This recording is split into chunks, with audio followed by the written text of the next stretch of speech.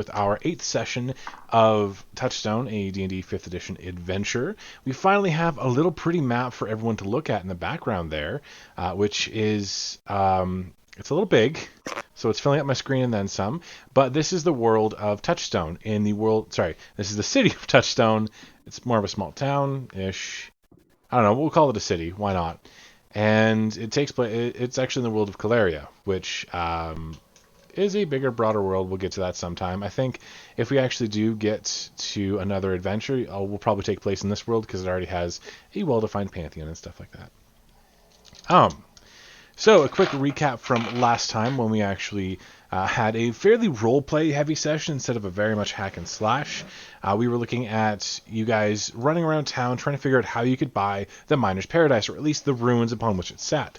You visited the town hall and the Great Library trying to find that answer. You did get a solid answer as to how much it's going to cost you, roughly, to purchase the land itself. Adjusted for inflation, of course, because this was a number of years ago. And how much it's going to cost to get the place up and running and to increase its quality and that kind of thing, which is a fairly hefty number, somewhere in the 10 to 20 plus thousand gold piece range. That can, of course, be mitigated by helping people around the town, but to purchase the land, you discovered that you had to be a citizen of good repute, which means you needed to get a signatory from the town who would tell you, hey, this guy's good, let him join. After figuring all of that out outside of the library, your tabaxi friend was ambushed by a dark dwarf assailant.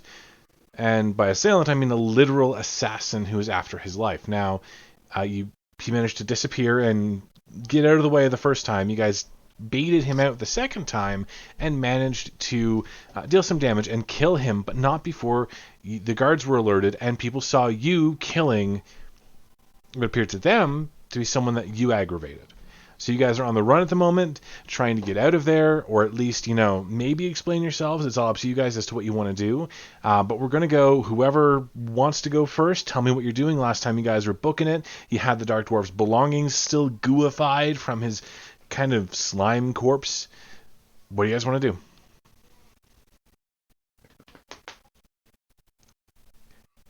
I'm going to continue running. That's fair. Yeah. Yeah. Just keep on trucking. Take one of the first side alleys that I can once I think that I'm out of eyesight. Okay.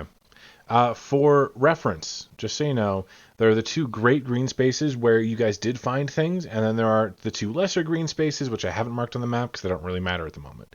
We'll ignore them. You mark the green spaces? They are the massive square open places. Each one has a little symbol in the middle of it. Okay. Mm-hmm. So you continue running, trying to get away from these guards. Guards do typically wear heavier armor, but you do have some slower people amongst you. So I'm going to get everybody to roll an athletics check just to burn and see if they can get away from them.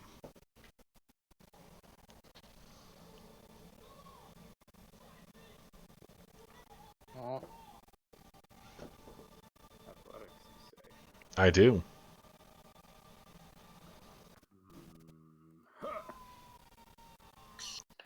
Ooh, good. Maybe just... Little legs, give me a break. I know. That's fair. What I'm feeling too. I did not get the head start that I wanted. That's fair. Probably because I was last. Your mic is on and roll 22. Okay. So that didn't really go over well for you guys. Your average roll is somewhere very low, around 10. Whereas the guards themselves are very athletic, even though they don't typically have fights. They do have to break up minors and arguments between the upper class and the lower class sometimes, so they have a bit of experience with chasing people down. Whereas you guys, instead of running away from fights, you typically run into them. This is a new experience for you, and you're not used to it, not used to dodging around the corners and the alleyways and stuff. They are much better at chasing you down on their home turf. They get a little bit closer to you. Pretty much right now, they're only about 30 feet away, whereas before they were about 60. I'm going to need everyone to roll another athletics check to see if they catch you. Chase scene. You guys hear me okay? Yep. Oh, we can. I like that one. Oh, Let's looks say like all of it's your gonna be one of mic these. was on in roll 20. Yeah. One of these days, huh? Thanks, roll 20. So it's Right. okay. I feel better about this time. It's just me. I am Okay. the bad. It's okay. It was. I like mine. I rolled a nat 20, so I feel happy. See, Ragnar just left us in the dust is essentially what happened. Because you got the best roll last time. Tripped Escondar on his way out. He's just like, fuck you, I'm out of here. Fuck this shit, I'm out. Okay. The guards are literally on you right now. They're within 5 feet of touching you, but you start to notice the people are actively trying to block your way. You're running away from the guards, and a lot of these people aren't passive people. They don't like outsiders, and you are outsiders. I'm going to get everyone to roll acrobatics checks to kind of avoid the people, kind of duck, dodge out of their way, because you know if you try to ram through them, the guards are probably going to catch you. So acrobatics checks all around. I'm gonna cast invisibility. Okay. Doing it on the run means that you are going to slow down because one of your actions is being spent to cast a spell. Oddly enough, I will move the same speed by using feline Agility. agility, Yeah. and double my movement. Okay. Trying to dodge around them. Mhm. Can I attempt to deke out somebody using deception instead? I would allow you to use deception, yes. Right. Wow, okay.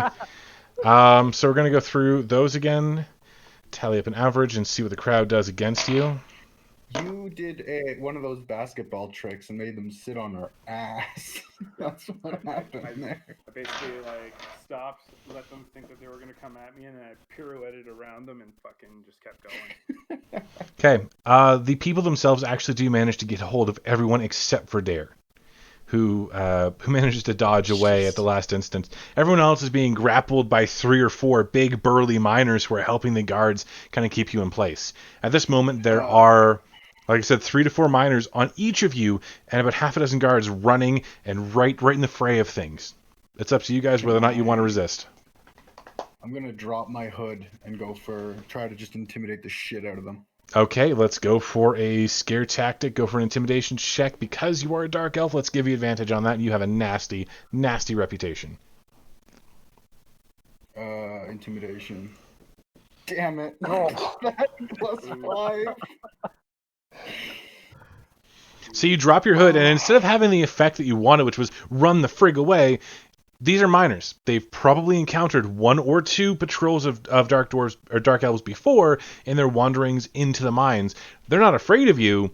They're angry because you've killed their friends before, and a lot of them start cracking knuckles and getting ready to just beat the shit out of you.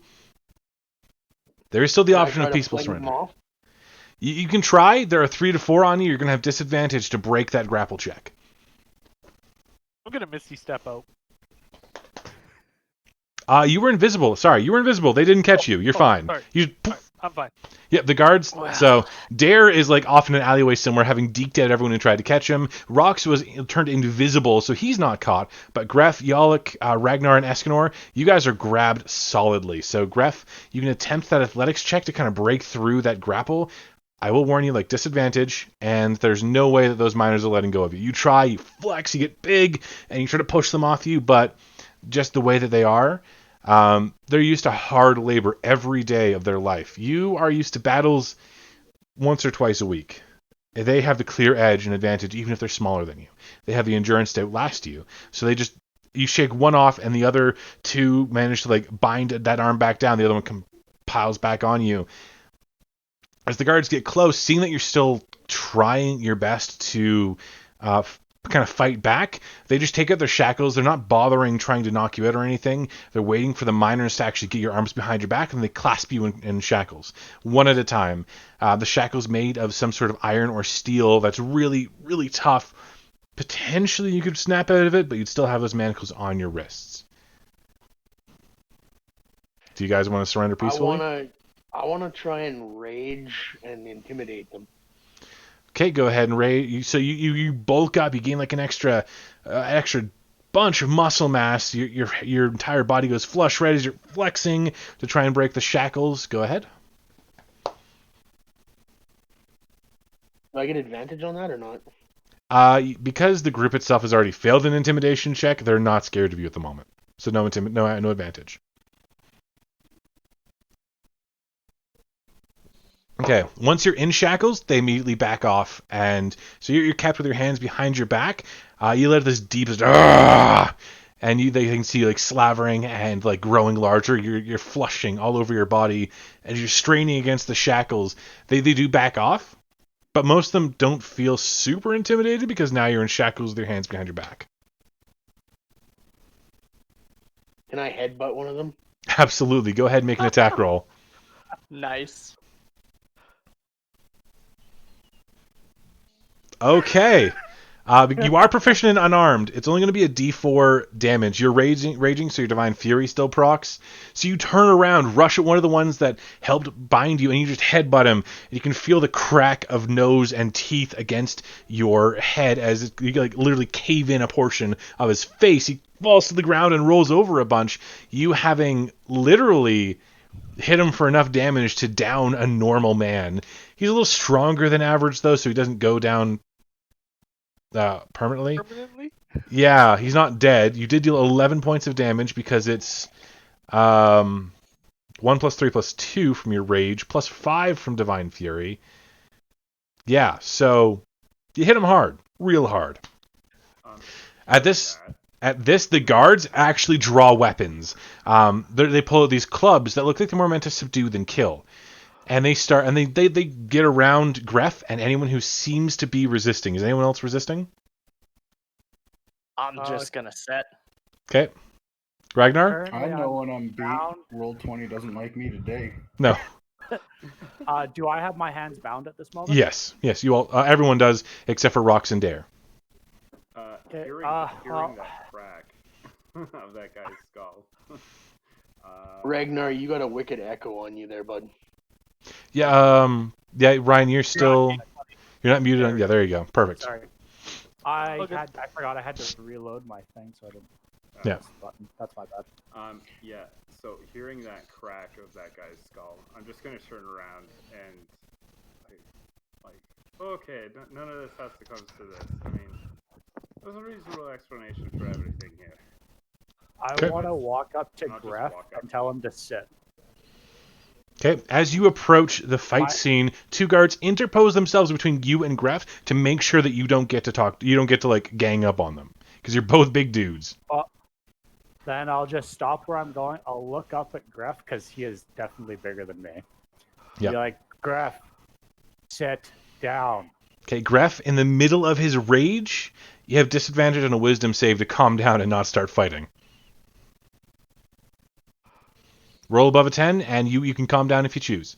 Or if you don't want to, you don't want to. But he's trying to pacify you. Disadvantage on a wisdom save. I know it's your worst stat, but you're trying to come out of a rage, my friend. You can't calm down. You need to fight. You need to beat people. So I'll rest when they're dead. I don't have any spells right now, so I can't command him to. I am going to award Gref inspiration for this bullshit right here. I'm not sure if you have it or not, but now you do. Okay, so I'm just gonna walk up and just turn myself in. that's fair. That's fair. You I walk up. I feel like we have a better shot of explaining ourselves if we're not running away and also hitting people. Yeah. The guardsmen don't stop beating on Gref. And Gref, you get to fight back all you want. You are bound behind your back kind of thing, but you can headbutt to your heart's content. Divine Smite takes a spell. Slot, yes? Yeah. It burns a spell slot. Cool. Okay, Gref, roll for initiative. You're the only one fighting right now. Cool. Can I take half an action or an action to try and break out of the shackles? It will take an action on your turn to break them. So you can spend a turn doing that. Yeah. I'll even be nice and allow you to try and attempt a movement action, because right now you have 4 guards on you, so you can use a movement action to try and break out on your turn. Okay, so what do you want me to roll then? Or just wait until my turn? No, roll your initiative. Oh, your initiative was 6. Okay. They're going to go first. So, not by much, mind you, but they are going to go first. Seeing if there's anything I can do to assist, considering I only have spells. Mage armor? Also, I'm restarting roll 20 to hopefully get some better cast rolls. anything, you won't be invisible anymore. Okay, so the 4 of them cast anything offensively against an enemy or make an attack against an enemy. You can still cast buff spells. You do lose concentration, but if you cast another concentration That's fair. spell. Okay, so that is a 26 to hit, Griff. This is all going to be non-lethal damage, and it is halved. So they're going to have a hell of a time bringing you down. But you're going to take 3 points of non-lethal. And then a nat 20. For 6 points of non-lethal. Then a miss. And another hit for 2 points of non-lethal. So you've taken a total of 11 points of non-lethal damage this turn as the 4 guards gang up on you and start beating you with clubs. Go ahead. Your turn. Cool. I'm gonna go see if I can tell who the strongest one is. And headbutt. Okay, most of them seem uniform in strength. There's no leader or captain of the guard here. They're all kind of equal. So you pick one at random and you're going to headbutt them? You're gonna try and break free first. Or you can use your movement action to break free. I'm gonna headbutt. Okay. That'll definitely hit them. And that'll be 7. Oh, your Divine Fury includes a +2 bonus already for your rage. Okay, that makes sense. And that's going to be 4 from your slashing. You don't have Tavern Brawler as a feat, do you? No, not yet. Okay, so it's just going to be 4 and 7. That's 11 points of damage as you headbutt another guard. One of the ones around you. And it's a little less effective because he's wearing a helm, but you crumple the face of the helm in a little bit. And it looks like it's going to be stuck on his head until they can get that fixed. He doesn't go down, but he definitely looks a little dazed. And the 4 of them are going to take turns again beating on you with their clubs. That'll hit.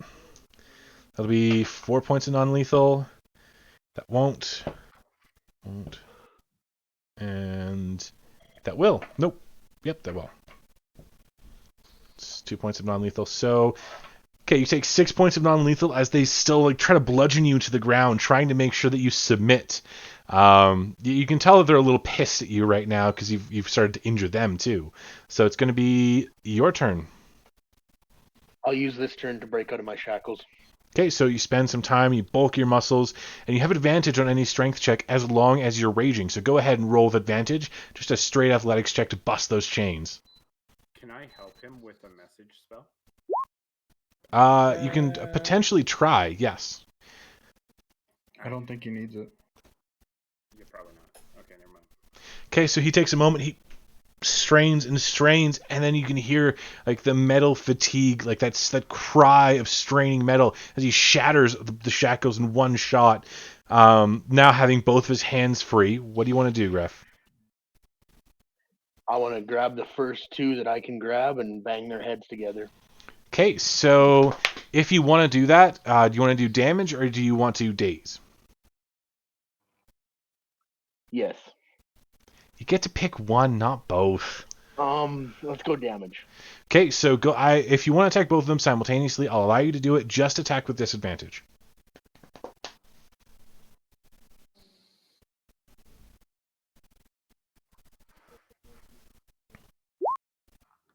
Okay, so you attempt to grab the 2 of them. Something like your wrists are a little numb, so your hands don't quite grab properly. You go to grab them, and your fingers just kind of slide uselessly against their armor, which they are wearing chainmail. So you try to grab them, but you just can't get enough purchase. And I'm making motions like you guys can actually see my arms. I know you can't, but that's fine. And then 3 of them are going to beat on you, while the other one actually tries to recover from that dazing, so he no longer has disadvantage. I gave him a little while ago. Nope. Yep.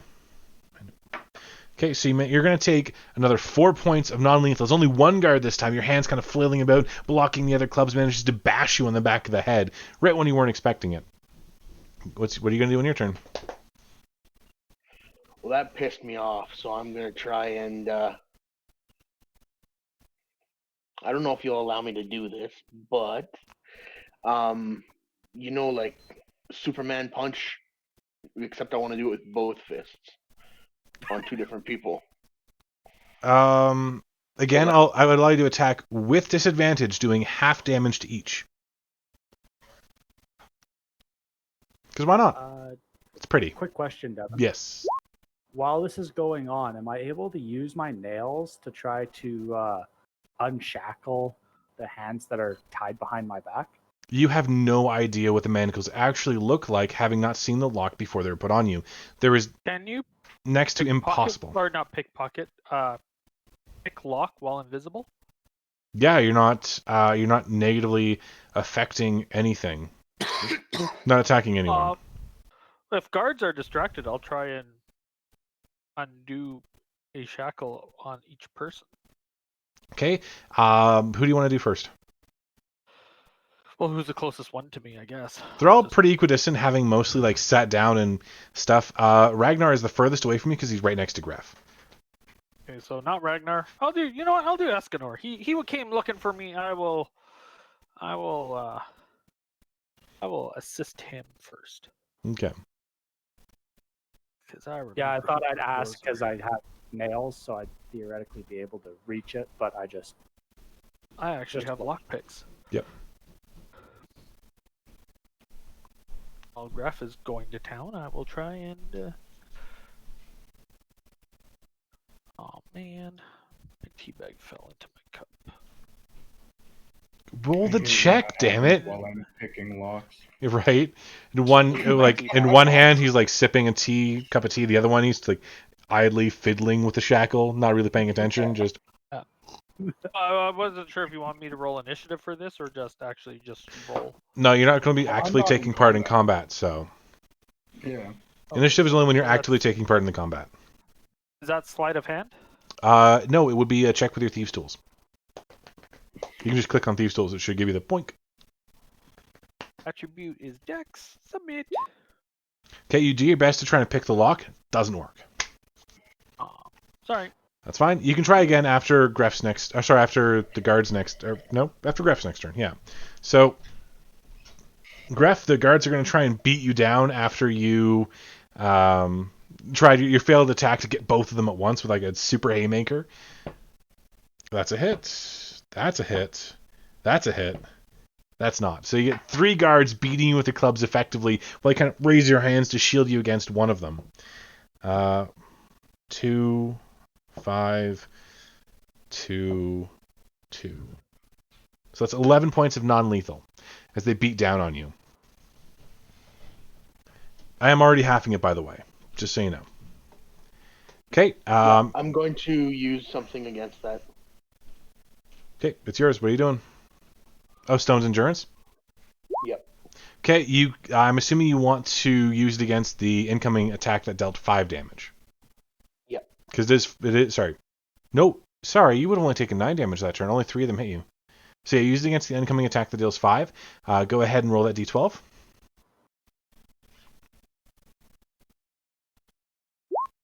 You ignore that. You're only taking 4 non-lethal this turn. Okay. That's a reaction on your part? Yeah. So go ahead and take your turn, good sir. Okay, this time I'm just going to use one fist, and I'm just going to go for one of the ones right in front of me. Okay, do you want to go for the one that's already injured? Yeah. Go for it. Do I go normal, right? Yep, just normal. Cool. So you're gonna smack him for the one that you've already injured, who's still seeming like a little out of it. That's 4 and 4. It's 8 points of damage. He'd already taken 11. Yeah, that's enough to just flat knock him out. He's on the ground. You can see he's actually bleeding out a little bit. There's blood coming from his nose. And some from his ears, you think, as the Divine Fury did more than just external damage. The other three Yeah, look like- absolutely enraged. Can I point to another one of them and say, "You're next"? Absolutely. Okay. At this point, they are going to stop being nice, and they're actually going to put 2 hands on their clubs and start beating you with lethal damage.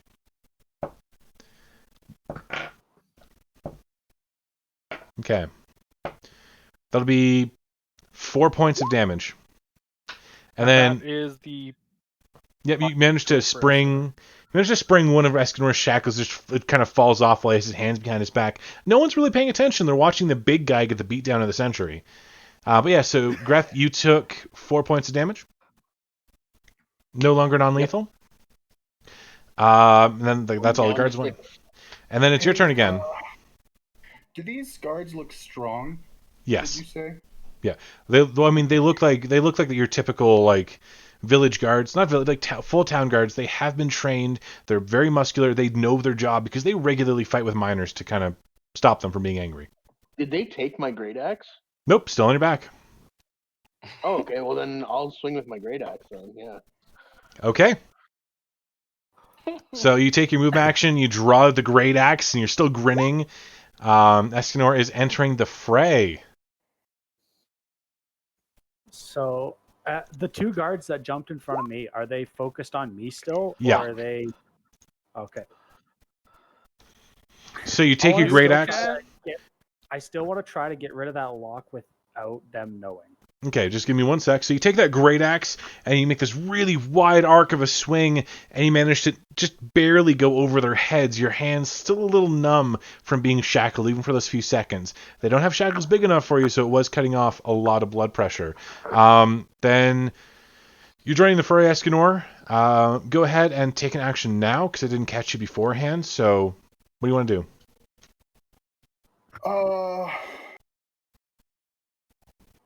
Do any of them look injured? Yes. There's one that's on the ground, bleeding out. Well, yeah, but like other than the dead guy, He's not dead. He's not dead. He's Well, just like- bleeding out. he's dead for the sake of the combat. The other 3, no, they're looking fine. Okay, cool. I'm gonna charge at the closest one.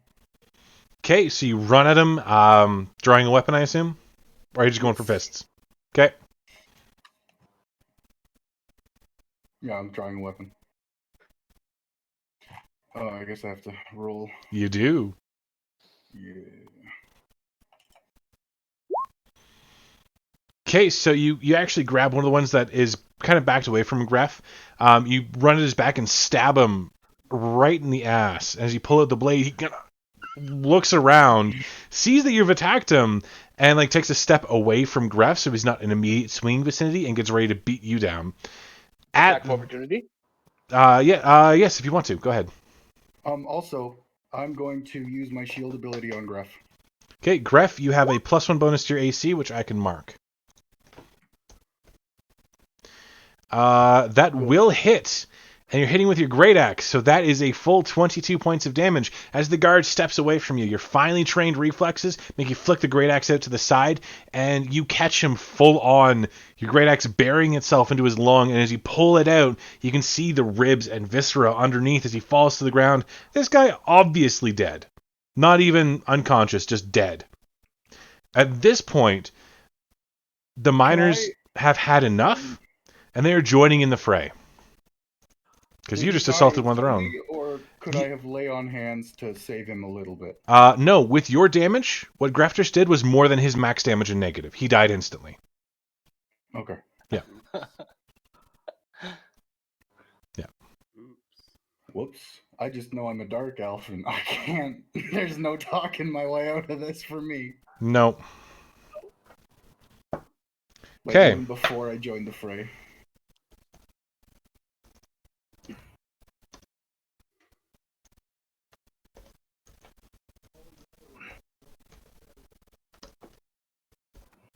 Okay, so it comes around to the guards. Having seen you actually kill one of their own, they draw their swords and shields. This stopped being a fight about making you submit and just became a fight of survival. So they are going to actually start attacking you with different weapons. So each one has a sword and a long sword and a shield in hand, definitely increasing their AC. And the challenge rating just a little bit.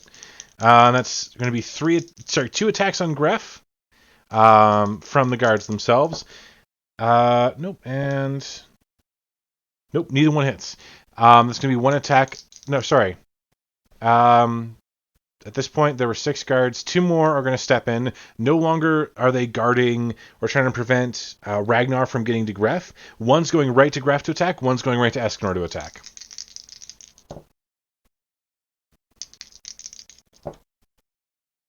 Neither one manages to actually strike you.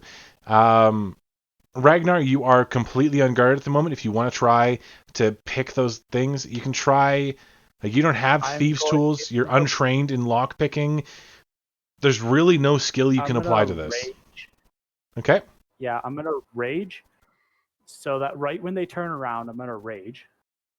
Okay. And I'm going to try to break these locks the moment they turn.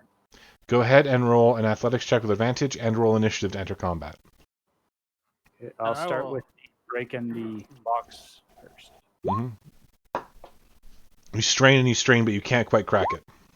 Your initiative's really good, though. Oh, come on. Can I switch it? No. Okay, so the guards are gone.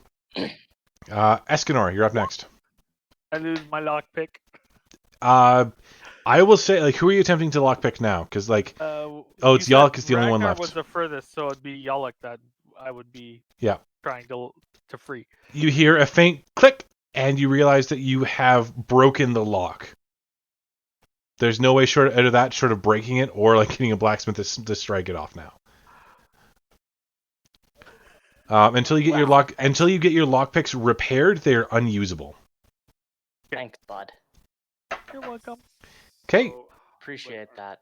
These guards are pretty distracted, right? They're very distracted right now. Okay. Seeing that lethal stuff is going on now, there's pretty well no chance of saving this. So can I try and duck away? Absolutely. You came out, you're like, hey guys, I'm sorry. They're not paying attention to you because you are obviously trying to submit, and you can take your chances and run. The people they're really focusing on are Gref and Ragnar. I'm gonna take my chance. I'm gonna run. Get fucked, Ragnar. Sorry, Gref and Escondar. Sorry. I was like, they left me. I'm trying to get out now. Okay. So you book it. There's not even a check. You're not part of the combat. You just leave. I'm joining with him after I hear that the pick just snapped. I'm just going to troll off behind him. All right, sounds good. Rox, I assume you're probably going to join them, or are you going to stay in the fray? Oh, no. No one can see me, so I'm just going to see what I can see. I got an hour, so. It's fair. Got an hour standing. It's been 6 rounds. Okay. At this point, on the opposite end of where you guys are now, because you are by the Great Library, in that little triangle hollow there, coming down one of the big kind of clearing streets there, the one that's kind of going northeast-ish, you can see a fellow in a purple robe walking down. His robe is absolutely covered in runes. Just as a warning, he'll probably be here in about 30 seconds or so. 5 rounds. Good thing I'm leaving. Yep, me too. If I see that, I'm going the opposite way. I'm out. All right, fair enough. Where were we? Okay, the miners are going to take their turn, and there are about a dozen of them. The 3 that are left. Sorry, the 2 that they're actually going to target are Gref and Escondar, because you're the ones with weapons, and they pull out little daggers, hammers, anything they can get their hands on. They're not meant to be weapons, but they're going to use them to subdue the people who just killed a friend.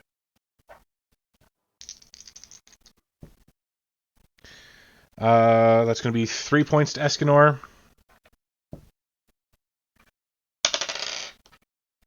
So 9 points total.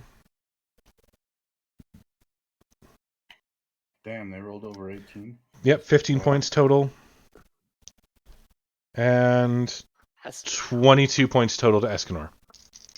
Oh. Keep in mind, there are so many of them, they flank you easily. All of them are attacking with advantage. Okay, then it's going to be 6 against Gref.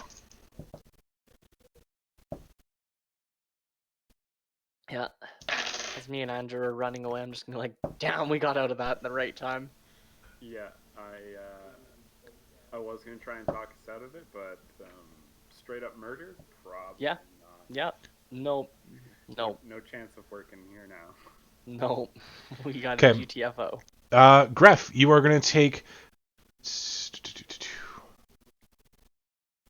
Shit. You're gonna take a shit. How much health did you have, Gref? 6. Gref, you are dead. They don't stop when you're down. They continue shivving you while you're down, forcing you to fail 3 death saves in a row. Fair enough. Okay. Sorry, Mr. Gref. You are KO'd for the moment. We do know the party has a Scroll of Resurrection, but you may wish to start rolling up another character just in case. Yep. I'm sorry.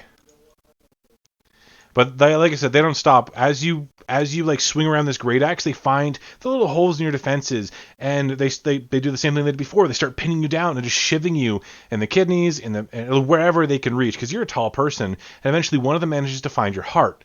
As he kind of sticks the blade in, you can feel that little bit of energy leave your body, and you know, like as the world goes dim and your rage fades without you wanting it to leave, you're done. Then it's the guards' turn. The 2 that are left are going to look at Gref's body, and they're going to look at the people who are there, and they tell them, scatter. Get out of here. We didn't see you. They're going to turn towards Escondar, and they're going to start trying to beat on him. Wait, they rolled higher than my initiative? Yes. Oh, wow. That's why they've been going first the whole time. Oh, no, sorry, the guards. No, that was the miners rolled higher than you. You get to go before the guards. Thinking...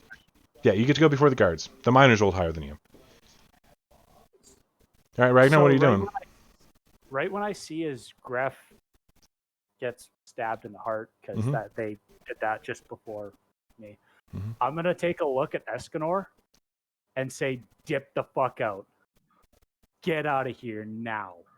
Okay. And I'm going to start running towards the same direction as Yolik. Okay. At the same time, can I still try to remove what's the shackles that are holding me? Or does that use up my... One of them is off already.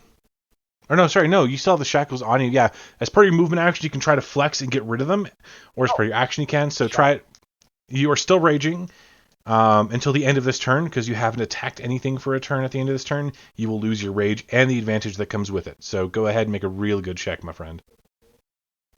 With normal or advantage? With advantage, you are raging.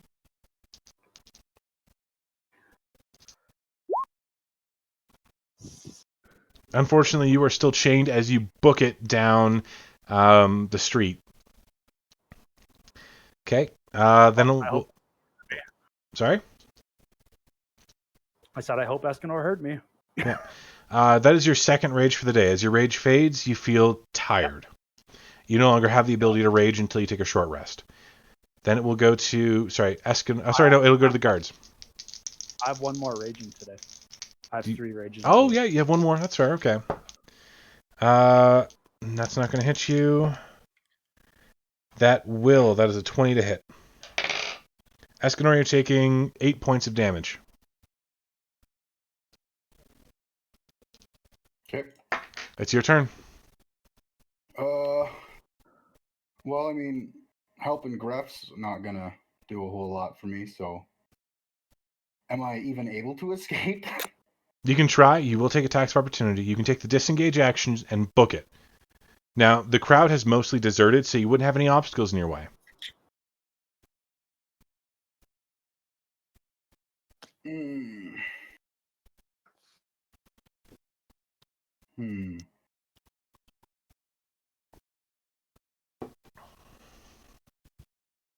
Think fast. Time's ticking. Yeah. Guess I'm gonna have to try to run. Can't protect Gref, and even if they capture me, I'm dead, so... Yeah, that's fair. So you take the disengage action and you just book it as fast as you can. The guards don't really try to chase you down. They really just want to take care of their own, and they already have someone in custody who actually, 1, knocked out a guard, and then 2, killed a guard. Not a great time.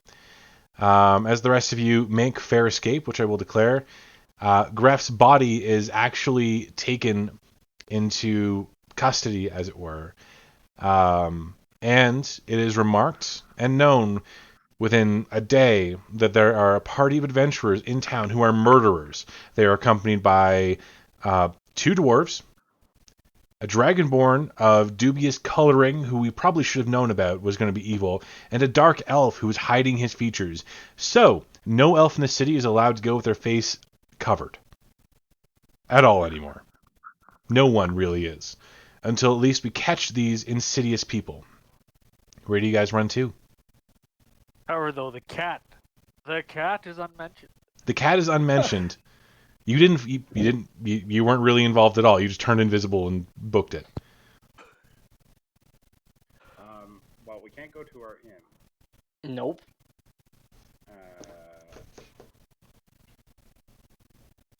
So. Well, I'm following them, so it's up to them.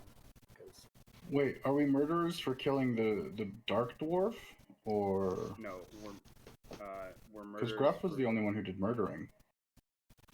Yeah, but we're a party to him. Yep, you are accomplices.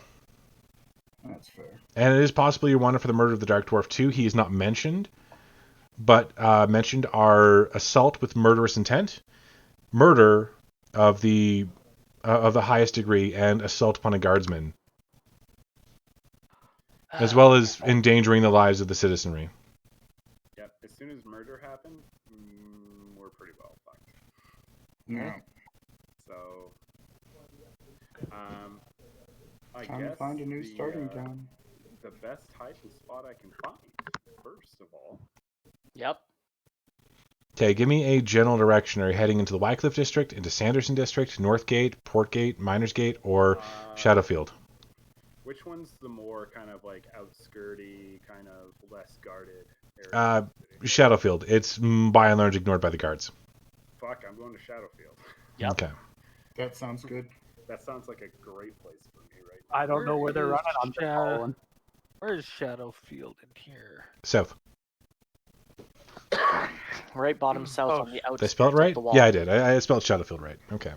No, I didn't. I thought I was looking inside the city, and the little boxes were covering Shadowfield. I'm gonna go to the ruins of the Miner's Paradise and just kind of be in there, because that's where we've been before. So that's Okay. where I'll be for a bit until night. All right. So, As soon as I get to a spot where we can hide, is Yalek still shackled? I am. yeah. Yeah, both me and him are still shackled. Can I attempt to still remove the shackles as I'm running? I would say at this point you could. It will make a lot of noise, so you might want to wait until you're actually fairly out of the center of town. Okay. I want to get to the best hiding spot I can before I do anything. Yeah. I'm still following behind, and considering you guys are dwarves, I'm pretty sure I caught up to you. Mm-hmm. Hey, I can run pretty fast. Yeah, so can I. I can outrun you. Pretty sure I I got- have no idea where they're going. I'm just going to Shadowfield because it's ignored by the guards. Because I left. You left. but my- you didn't my leave. intelligence- Sorry, go ahead, Ragnar. I was gonna say my intelligence is base, so I just see them as dwarves, and their dwarves are slow. Fair enough. So, Escondar, you did see where they relatively where they were going when they ducked and dived and headed out of your line of vision. You can make a relative guess as to where they were going. They probably had the same thoughts as you, so you're able to catch up to them and stay with the party for a bit. As you guys kind of get together in Shadowfield outside the gate, which wasn't closed because news hadn't made it there yet, in amongst the kind of low shacks, and it's a bit of a shanty town here, you managed to find a place to hide, an abandoned shanty shack kind of thing, and you're able to gather your wits about you and just take a moment and talk and think. Well, that didn't go very well. Let's just put that out in the air. Next time we're in a town and we're That looking was to get a place, probably shouldn't go around attacking people. No, like Yeah. that was. Can someone help me get these off first? So I'm I'm not giving you a lecture as strapped. I'm undoing your shackles. Oh, okay. You're trying to undo his shackles I because I just wanted to assuming get I can Gruff out take of as there. much time as I want with my thieves' tools.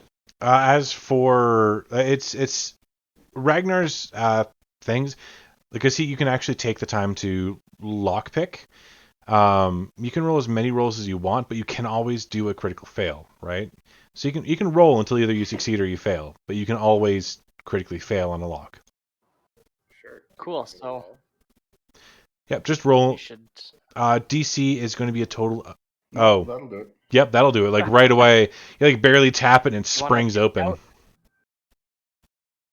Well, for Yolik, isn't his like lockpick broken in there? Yeah, one of the shackles is perma broken until you can get someone to remove it, like a blacksmith, or you cut off the hand. The other one could still be opened, but you'll have the shackles on you for a while. How big are these shackles, though? Is the real question. Because I am a dwarf, so I have tiny hands. No, you do not. You have broad hands. Dwarves are short What and if stocky. I break one of my hands to get it off?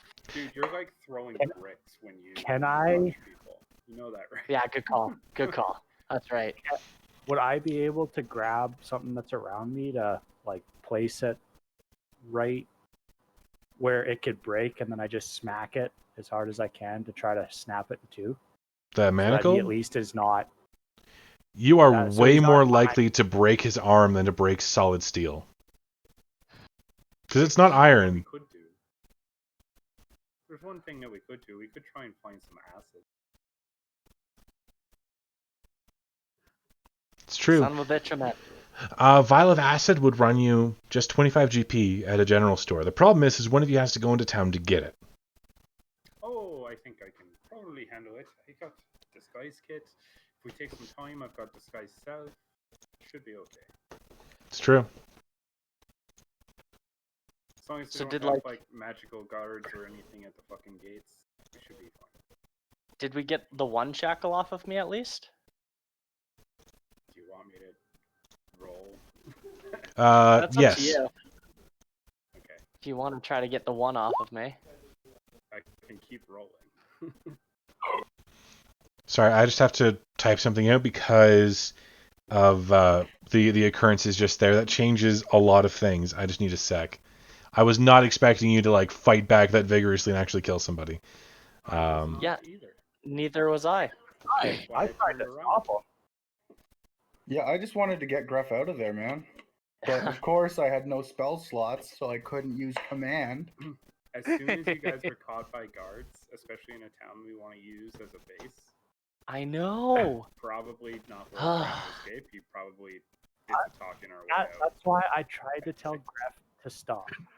I just sat down. I mean, I wasn't paying enough attention when that was happening. I could have given you the Just help. sat down. Whoops. okay. We should have known this by now. It's Griff. Graf does punch first, think never. So So there's also going to be a problem with the resurrection bit. Also, I didn't see him go down, but for resurrection, we have to actually be able to touch the person that we're trying to resurrect. Yep. Does your disguise kit work on multiple people? No. It's called Disguise Self. well, you do have a disguise kit as well, but it definitely is not going to cover up a Dragonborn. You have Well, scales. Probably make you look like a red dragon. Would it be able to cover up Escondar to make it look like he's not a dark elf though? Nice. I mean, you want to do whiteface on Escondar. Wow. Pretty racist. I just make it so he's not a dark elf.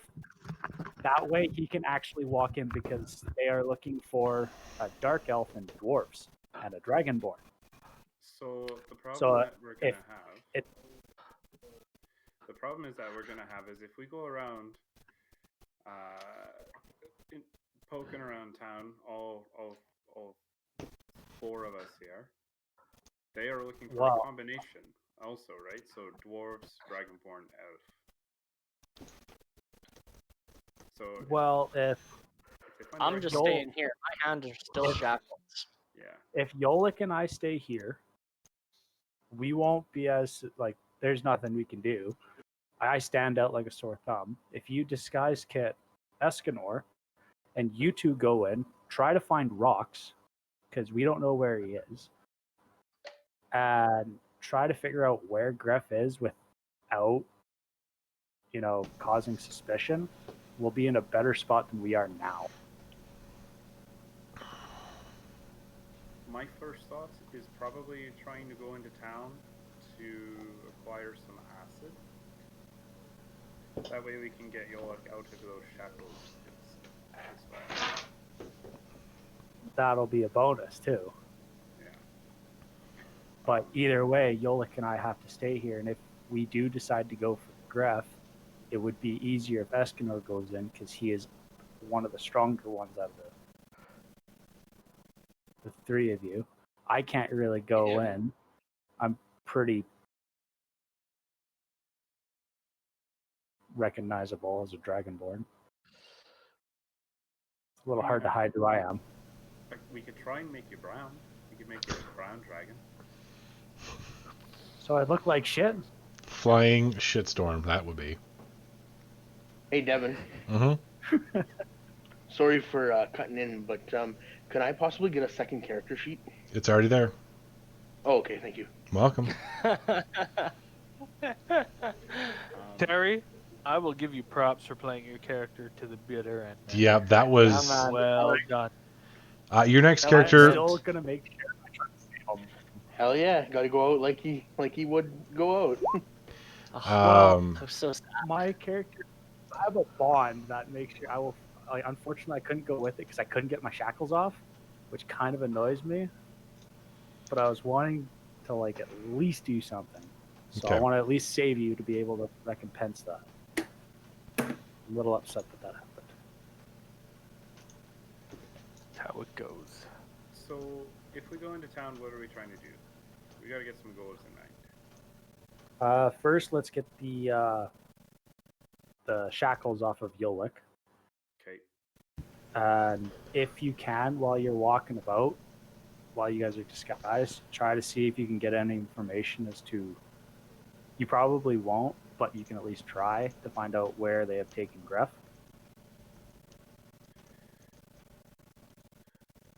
I'm gonna probably say that the less people I have to talk to, the better. Well, you'd have to if- hear. You don't have to talk. Yeah. That's what I'm getting at. Disguise self also only lasts about an hour, I think. So. If Walk I in, make myself- run to the shop, run out. How long does it take to walk across town, Devin?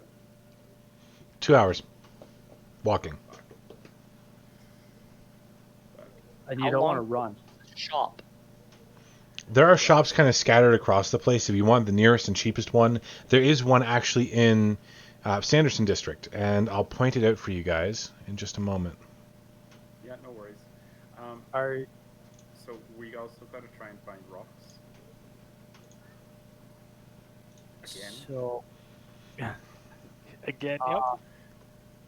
Again. Yeah. So. Ugh. How often are you is it hard or easy to cast disguise self? I mean, it's easy to cast disguise self, but it's Oop. I only got 2. Or do it. I only got 2 a day. So if they last about an hour, you should be able to get through town to get at least somewhere where you can stay hidden. So the only other possible spot, if you wanted to go searching around, would be the ruins. But there is a problem that they have that blocked off. Yeah, that's probably going to be pretty hard to get to. I'm just trying to lay out options here. Yeah, no. I know. It's not like I can go anywhere. Okay, what so I'm you- thinking I do is I cover myself with disguise self, create a new kind of character, and then cast disguise self on top.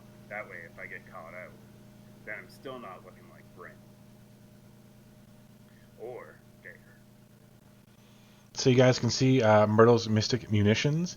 Even though it is mostly a place where people buy, arrows and stuff like that, they also do bombs and acid. Cool. That's gonna be my target, my first target. Okay. How about we do this? I do the disguise kit, craft myself up as some dirty hillbilly dwarf. Then use disguise self, and I'm some kind of halfling or so. Go in, go get the acid, get out. I just roll 4d6, drop the lowest, right? Yes. No, we're doing point by. Oh. Point by, okay. Point by with 30 points. And then from there, I can kind of test the waters to see how much these guards are paying attention. 10-4. Also, Gref, if you can, just message me in the DnD chat, so that I'll text you or I'll message you back when we get the chance. Okay. I think that sounds like a plan. So Well, since we are saving my punching fists, I will give you a solid 18 out of the 25 golds to go and buy this acid. If somebody else would help Oh, I cover got the rest. rest. I've got the 'Kay. rest. It's fine. Okay, I will give you 18 then. Okay. Give me 18 gold. Yep, to go and buy this acid.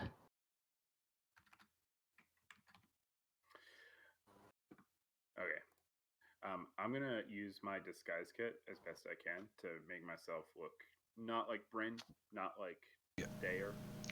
if there is a mirror anywhere in the party, or actually you have Escondar, he has silvered stuff, I will let you take 10 on it if you want to, or you can roll. Isn't there a mirror in the disguise kit? If there is, then it works too. Yeah, just hold on a second. Yeah. I'm pretty sure Where it's supposed is to be the like a little equipment? makeup Okay, so I'm going to let you do your disguise stuff. Either take 10 or roll for it, up to you. If you... I'll just roll for it. Okay. Why not? Yep. And then... nice. 16. Nice. All right. You're a hobbit. Rox, what are you doing over in the ruins of the Miner's Paradise? Just kind of chillaxing in the shadows, considering it's the day, and I'm gonna wait for nightfall, and then I'm gonna robe up as much as I can and stick to the shadows and Okay. You do know that there is an and increased amount of guard presence. There's a lot more patrols than you'd normally see, and there are a lot more guards than you normally see, and most of them are fairly heavily armored. At this point, less of them than you're used to are actually wearing the Wycliffe emblem or the Heart of Margrave. So you think these people are probably drafted that might be militia on a manhunt. But it means that less of them are in the Wycliffe pockets, which is not always a bad thing. it's true. Okay. But I'm just gonna try and stay out of sight to the best of my abilities. I got, I think, one use of invisibility left, so I'm gonna use that sparingly, unless I can just kind of chillax for 6 hours or until nighttime. Keep in mind that as a warlock, you get your spells I need a back short rest. every short rest. Every hour you can be like, oh, now I have 2 uses of invisibility again. Now you can't you can't rest while concentrating. That kind of defeats the purpose. But you can stay hidden, and then if someone comes in, you use your spell, and then you wait for an hour. Whatever, it's good. So I'll say that you can pretty effectively stay hidden. There aren't enough wizards to scour every inch of the town, unfortunately. What you do know is the sudden feeling of discomfort in the town. Well, yeah, that makes sense. No, it's something else. It's like it's a force or a presence that's making you feel bad, guilty, like you deserve to turn yourself in. it almost feels like something's judging you, and you're not sure what it is, but it's starting to hurt the longer you stay in town. Now, it's not going to physically cause you damage yet. Then I will meander out of town via the Miner's Gate? The Miner's Gate? Okay. Miner's Gate, yeah. Because that's the shortest. That's the shortest path, yep. Yeah. The minute you leave the boundaries of the town, you pass through the gate fairly easily. They're locked, but it opens, the Sally Gate opens often enough you can step out. The minute you pass the boundaries of the walls and you're off the actual stone of Touchstone, it disappears. Interesting. Can I try and... Is it magical in nature? Can I check that? You can absolutely try with an Arcana check. Oddly enough, I have one of those. I'm not great at it, but I have one. Okay, this is not a magical effect you're familiar with. You do realize it is a magical effect. You've read tomes about it before, not enough to get specific, really, but based on your history in the area, you know that St. Margrave literally blessed the stones of the streets with his blood. Committing evil deeds is probably going to make you real uncomfortable in a town that is literally sacred most of the way through. Fair enough. Even if you didn't commit them yourself, you were accomplice to them. So it's not a pleasant place to be for people who have bad consciences. Fair enough. Although you're not sure what the effects could be in total, you know that they're probably not going to be pleasant on anyone who is sneaking around or doing stuff like that. All right. Gotcha. So back to the other party. As you kind of make your way to the Miner's Gate, I assume you're going to wander around there for a bit. It's a bit rowdy out there. It's like everything's a party. There's a lot of like the kind of sour scent of spicy food all over the place. There are like bar brawls going on. There are no guards in this place. It's pretty friggin' lawless. You do occasionally see, oddly enough, a wizard walking by. You definitely wizard or wizard apprentice. They have those purple robes with the sigils on them. None of them really seem to be carrying, and most of them have a woman or two on the arms. So. All right, so then it's back to the other party. What are you guys doing? Dare, you're all disguised up. Going to cast Disguise Self as well? Yeah. Is there like a sickness that I would know of that has like open sores type thing? Definitely. Quite a few of them. There's... One of those. One of the contagious. Okay, go straight up leprosy if you really want. Wrap yourself in bandages, have some of them stained and filthy. That's what you're going to use as your Disguise Self spell? Or your Disguise Kit? That's what I'm going to use as my disguise kit. Okay, and then over it you're going to have a regular looking dwarf, or... No, over that I'm going to have a halfling. Okay, my height. you can. You'll be a tall halfling. You'll be a very tall halfling, but you'll still be a halfling. Yeah, that's fine. Yeah, I can adjust my height. So I'm going to be a halfling who's kind of moderately dressed, coming in with a kind of just a bag. Okay. For the rest of you, you can roll. Like, I assume no one else is going with you. I'm staying where I am. Yeah, Stan. I was just going to do an in and out type thing. Okay, so you guys can have a short rest while he takes the trip into Myrtle's Mystic Munitions. It's probably going to take him about 45 minutes to get there, and then you'll have to disguise self to get your way back, I think. No, that'd be about... You're out there in Shadowfield. That's about half an hour-ish to get there along the main drag. Yeah, half an hour. Half an hour there, half an hour back. They'll have an hour's rest total. I'm probably not going to, like, Cinderella this, where I'm, like, almost breaking the seal as I'm getting to the gate. I'll Fair. probably... Recast it halfway in. Recast it, yeah. Okay. So for the rest of you, you will have a peaceful kind of night or hour rest, so you can go ahead and use your hit dice to heal up if you so choose. Oh,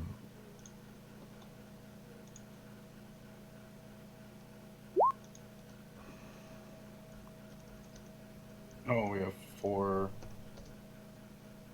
hit dice? Yeah, you do have 4 hit dice.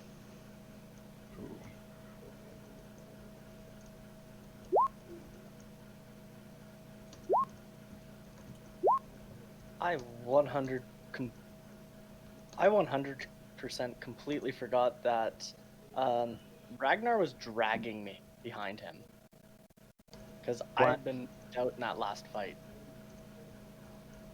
That's Oh. you would have come to no, you wouldn't have. You were knocked out. I Still, was out. either way, you would have been shackled. You would have been dragged off. You're fine. That's Okay. quite as it is. Yeah. I just look and I'm like, why are my hit points at 0? What happened? Oh yeah, I was dead. Yeah. Fair enough. I completely forgot that as well. Okay. And then this is a harsh turn. I'm sorry. I'm still like shaking a little. That's fine. It's all good. It happens, Oh. man. It's D&D. Yeah, but like my plan is like pretty broad, and you guys were like, "Fuck that." To be fair, I was gonna turn it around. Oh, that was talk my way fault. out. Sorry. It's okay. Yeah, there's I nothing was to be sorry trying- for. You I played was your trying character the way you. Yep, that was really well done, which is why no one else has really seen it, but Graf is going to be starting with a little more gold than average and inspiration on the new character, and base level 4, he's not getting nerfed back to level 1, because that was an epic way to go. That was amazing. Okay. I am sorry, Graf, that I couldn't break free soon enough.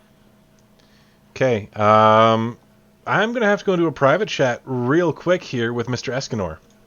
Give me a sec, folks. Okie dokies. Have fun. All right, Mr. Escondar. So we're going to go over your plan again. Your plan is to, once you're fully healed, sneak away and turn yourself into the local authorities, because that is the law of the land, right? I'm not fully healed, but I'm at 32 of 36 with 1 hit dice. I'm probably going to die anyways. So, yeah. I'm gonna sneak away from the group and hope for the best. Okay. I would... I'm gonna leave all of my gear, though. Especially the shield.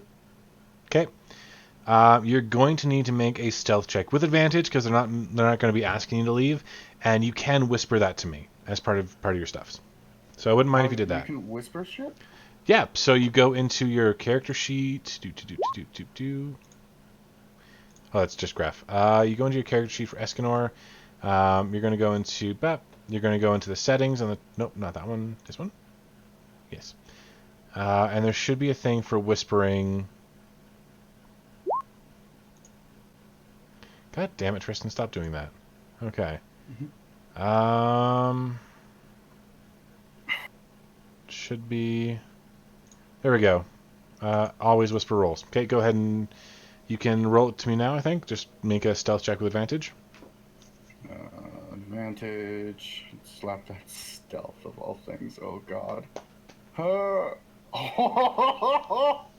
Fuck yeah. Okay, no one has the passive perception to match that, especially when they're resting. So I'm going to change your rolls again to be... never whisper rolls.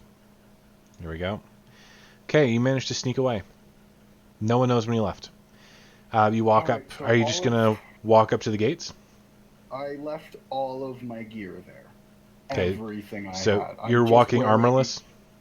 Yeah, I'm just wearing a cloak. I'm turning myself in. I don't have weapons. I don't have a shield. I have nothing. Okay.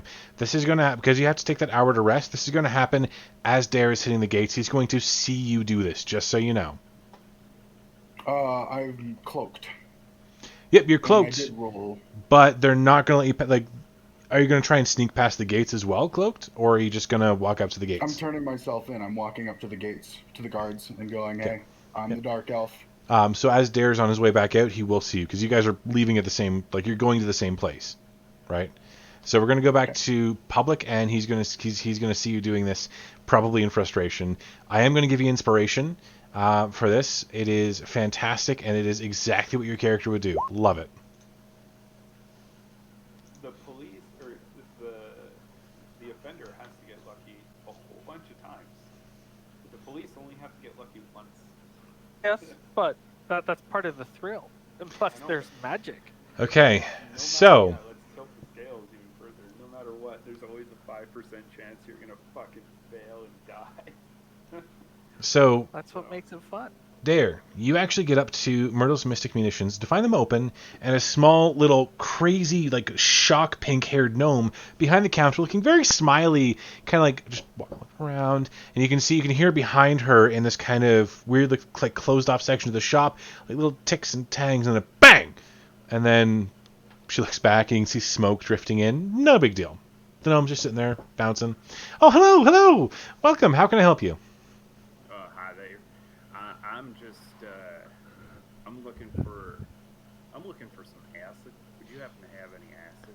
Oh, we definitely do. What grade? Are you looking for just basic etch a metal? You're looking for like disintegrate a body? Anywhere in between? Nothing. I don't think I need anything that's going to be kind of like disintegrating a body. I've never heard of that, but maybe something that might be able to shoot through some metal. I've got some nails that I've got to get rid of. Okay, absolutely. I can do that for you. 1 vial 2, is it going to be a big job? And she shows you one of the small, like the vials that are about this big, about that big around. Because one of these is going to run you 25. We can't see you. I said this. It's big. It's big. We can't see you. Oh, you can't? My cam's not working? I can see you. I can see you. Oh, For me, at least. let me Oh, reload I D20. Okay, I'm gonna reconnect as well if you guys can't see me. Oh, I can see you. Oh, now I can't. But Bye. Come back. I'm back. I'm going to be right back. Oh, Okay. there we go. So, I've just been playing with you gone the whole time. oh, fair. Okay. Doing it on purpose. No, I was not. I have it broadcasting and everything. So as you take a look, and it's the little vial, but that big, about that long. How big would you think that I would need for I don't know, like a handful of nails? I'd say 1 vial would do you. If it's only a handful, it should be fine. That should be fine, I think. You can always come back if it doesn't work. I mean, How much is it? How much is this going to run me? Like, how Well- much is acid? This is my first time ever buying acid. that's fair. You know what? If you want to buy 1 from me, it's going to be 25 gold pieces. If you want to buy 2, I'll make it 48. How's that? That sounds doable. I'd like 2 vials of acid, please. Absolutely. And she just kind of pulls 2 out, hands it to you. Yeah. What else do you got in here? Well, we are working on a new contraption. It's awesome. It's this really, really fine, gritty powder that we're going to sell to the miners because it's a really good explosive. We have some little dynamite sticks and bombs in the back. We have some little clockwork gizmos. It's mostly a tinkering kind of thing. I have a bunch of arrows, including new exploding ones. I have some crossbow bolts that do the same thing. I got some fire arrows over there. Mostly we deal with, real science and power, not that silly little magic-y stuff. Yeah, no, that's fair. I think magic's pretty well overrated. So do we. How much for the how much would you charge me for a thing of bolts, crossbow bolts? Are you looking for just regular bolts? Or are you looking for the explosive, fire? I'm looking for the explosive edition. Okay. For those guys, if you're looking for like a full stack, full quiver, 20 of them. I don't know, 20. Yeah, 20 would be a full quiver. Yeah. How much is that? For explosives, you're looking at 100. 100. 100. How about 5? If you're looking for just 5, It might be special cases. Maybe I'm just trying them out. I wanna take some shots at some gophers. okay, all right. I want to see what I can do, what kind of damage I can do to a magpie. We haven't really tested them on live targets yet, so you got to let me know how it goes. I'll throw a little bit of a discount at you. I'll be looking at 20 for 5. Yeah, I can. Yeah, that sounds good. I can do that. All right, now do not hit these on things. They explode on contact, so hitting them is bad. Very bad. I'll be sure to walk carefully. Good. She goes over. She takes this very heavily wrapped cloth package, opens it up. You can see individually wrapped cloth bundles again of crossbow bolts. She picks out 5 of them real carefully, sets them on the counter for you, wraps them up, Puts it to the side. There you go. Now, she looks around. Do you have a quiver on you? I mean, I have a hand crossbow, so I'm assuming I have something. Okay, yeah. I'll just take them in hand. I'll just carry them like under my arm. All right. She's like, okay. That brings everything to 68 gold pieces for you today. Yeah, I can do that. Yeah. All right. Yeah, I just need to do quick math. Give me a second while I pull out my handy dandy abacus. All right. Because y'all don't like magic calculators.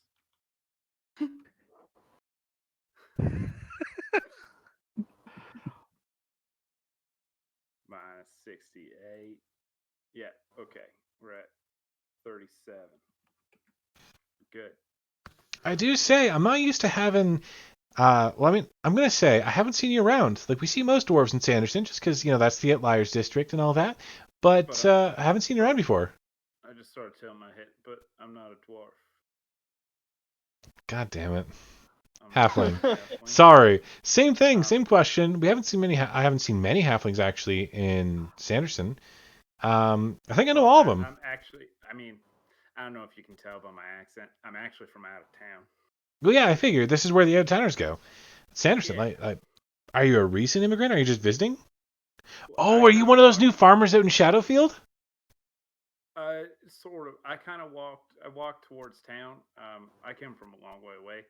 I walked towards town and just sort of found a job, but the guy I'm working for, he's got a pest problem, and he's also got some light destruction work that I got to do. So All right, okay. I'm in town with some money and. Well, you know what? Next time, bring by some produce and some good food, maybe a beer or two. We can talk, and I'll probably give you a better discount. How about that? Sure. I mean, I'm happy for a beer later on too. Yeah, that's fine. That sounds good. Cool. Well, I best be getting going. I mean. Yeah, I won't keep you. I mean, I have a brother to tend to. I think he just blew himself up again. Good times. Very. Okay, I'm gonna head up. Okay. She kind of rushes off to the back as you're leaving. And she waits for the door to close before she actually heads back and tends to the wounds. As you make your way out of town and you kind of head towards the gates, Escondar, are you still here? Yes. Okay. So as you kind of hit the gates, yourself, having snuck away from the party without anybody noticing, dressed only in your regular clothing and a cloak, you pull back the cloak as you get to the gates, and the guards immediately on edge rush towards you and shackle you as Dare, in his new hillbilly disguise, hillbilly halfling, is actually in the lineup to leave, and he sees you shackled, having walked up on your own free will to the guards. He can't really hear what's being said, but he sees you being taken away as they head down the main road that's leading from Sanderson to the town hall. I'm just going to continue on. There's nothing I can do. I'm not Okay. going to break character. All right. So Dare, you head out. You get to Shadowfield.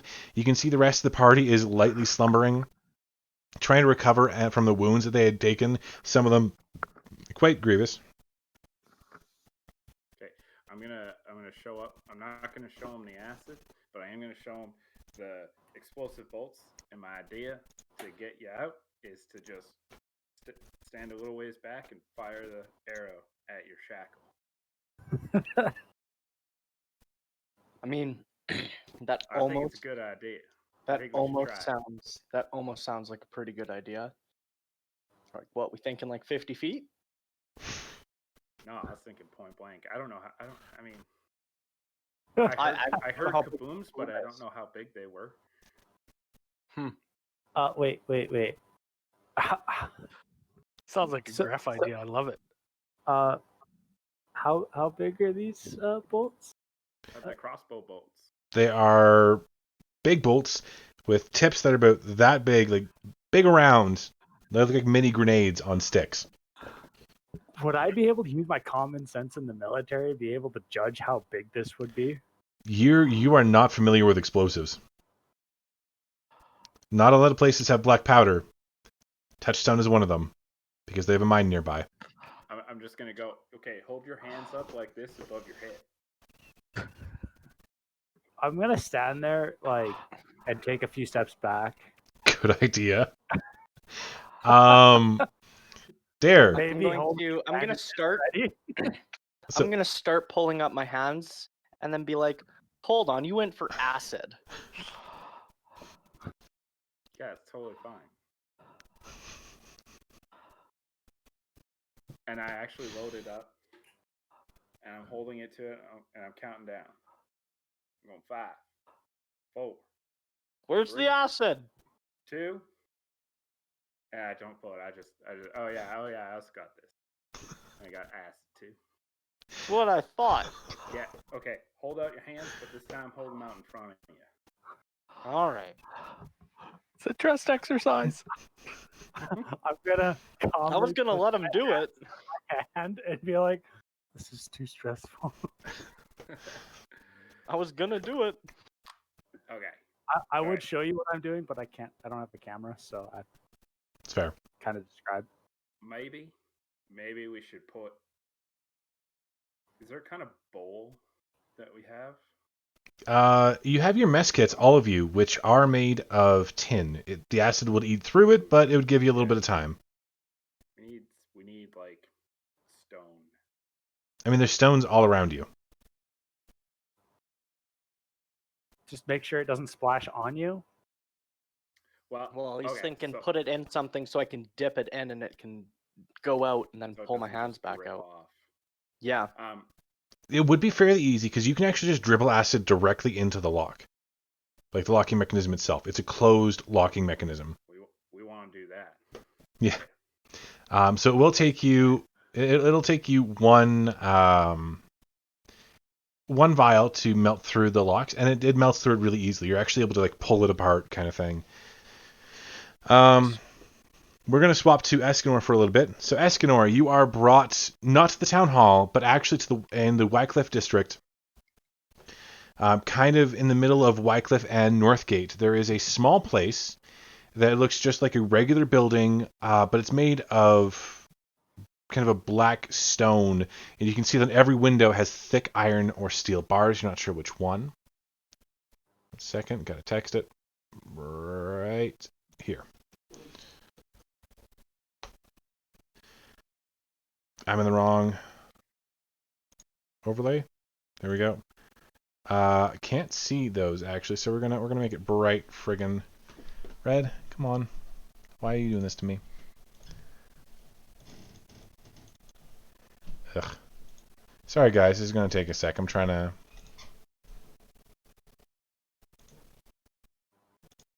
make it bright red.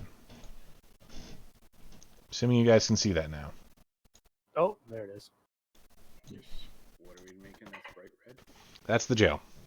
So as you're brought to it, you can see, like, as you're brought into the thing, there's hushed words had between the guards that are bringing you in and a few of the guards that are kind of rotating on duty. You do actually see what you think is a guard captain because he has a gold tassel coming off of his left shoulder underneath. And underneath that is the heart of Margrave, but no symbol of Wycliffe. And as he kind of nods, they bring you back to a jail cell. Passing through this kind of area, you can see Gref's body laid out on the side there.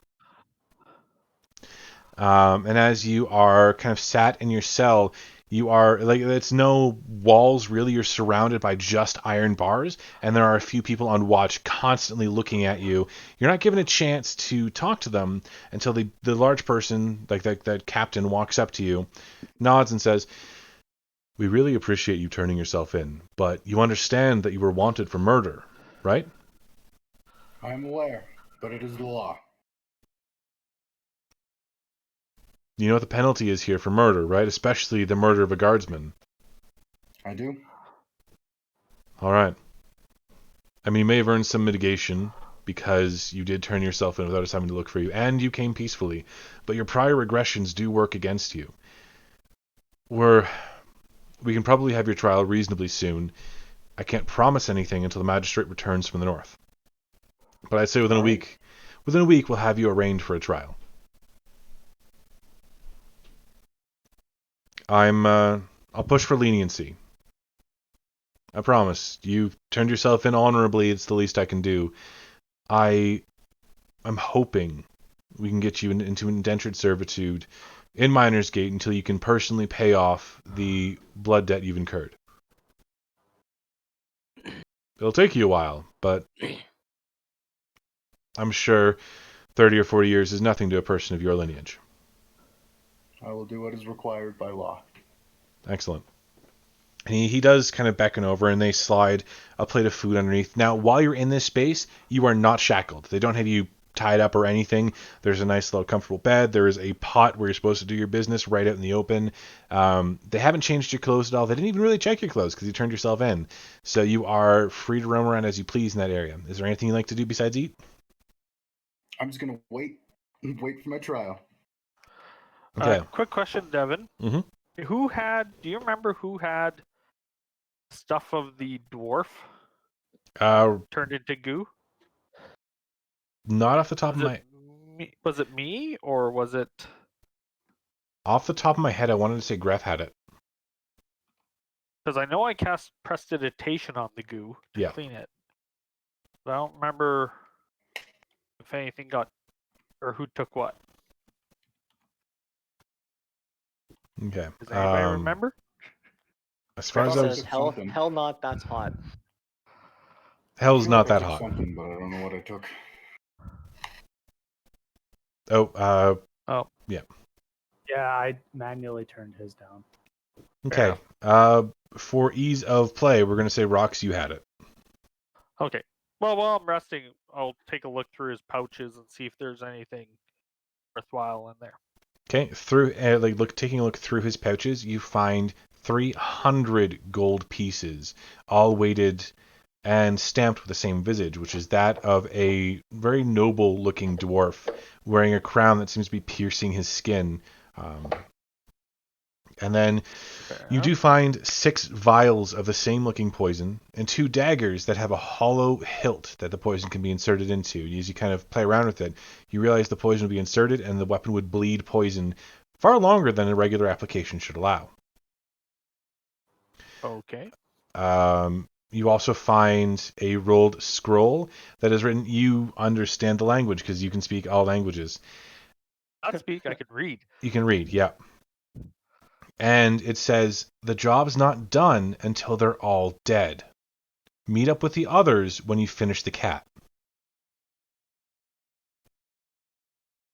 Beyond that, there's nothing really else on him. Besides a signet. And it's... Do I recognize the signet? Make a religion check.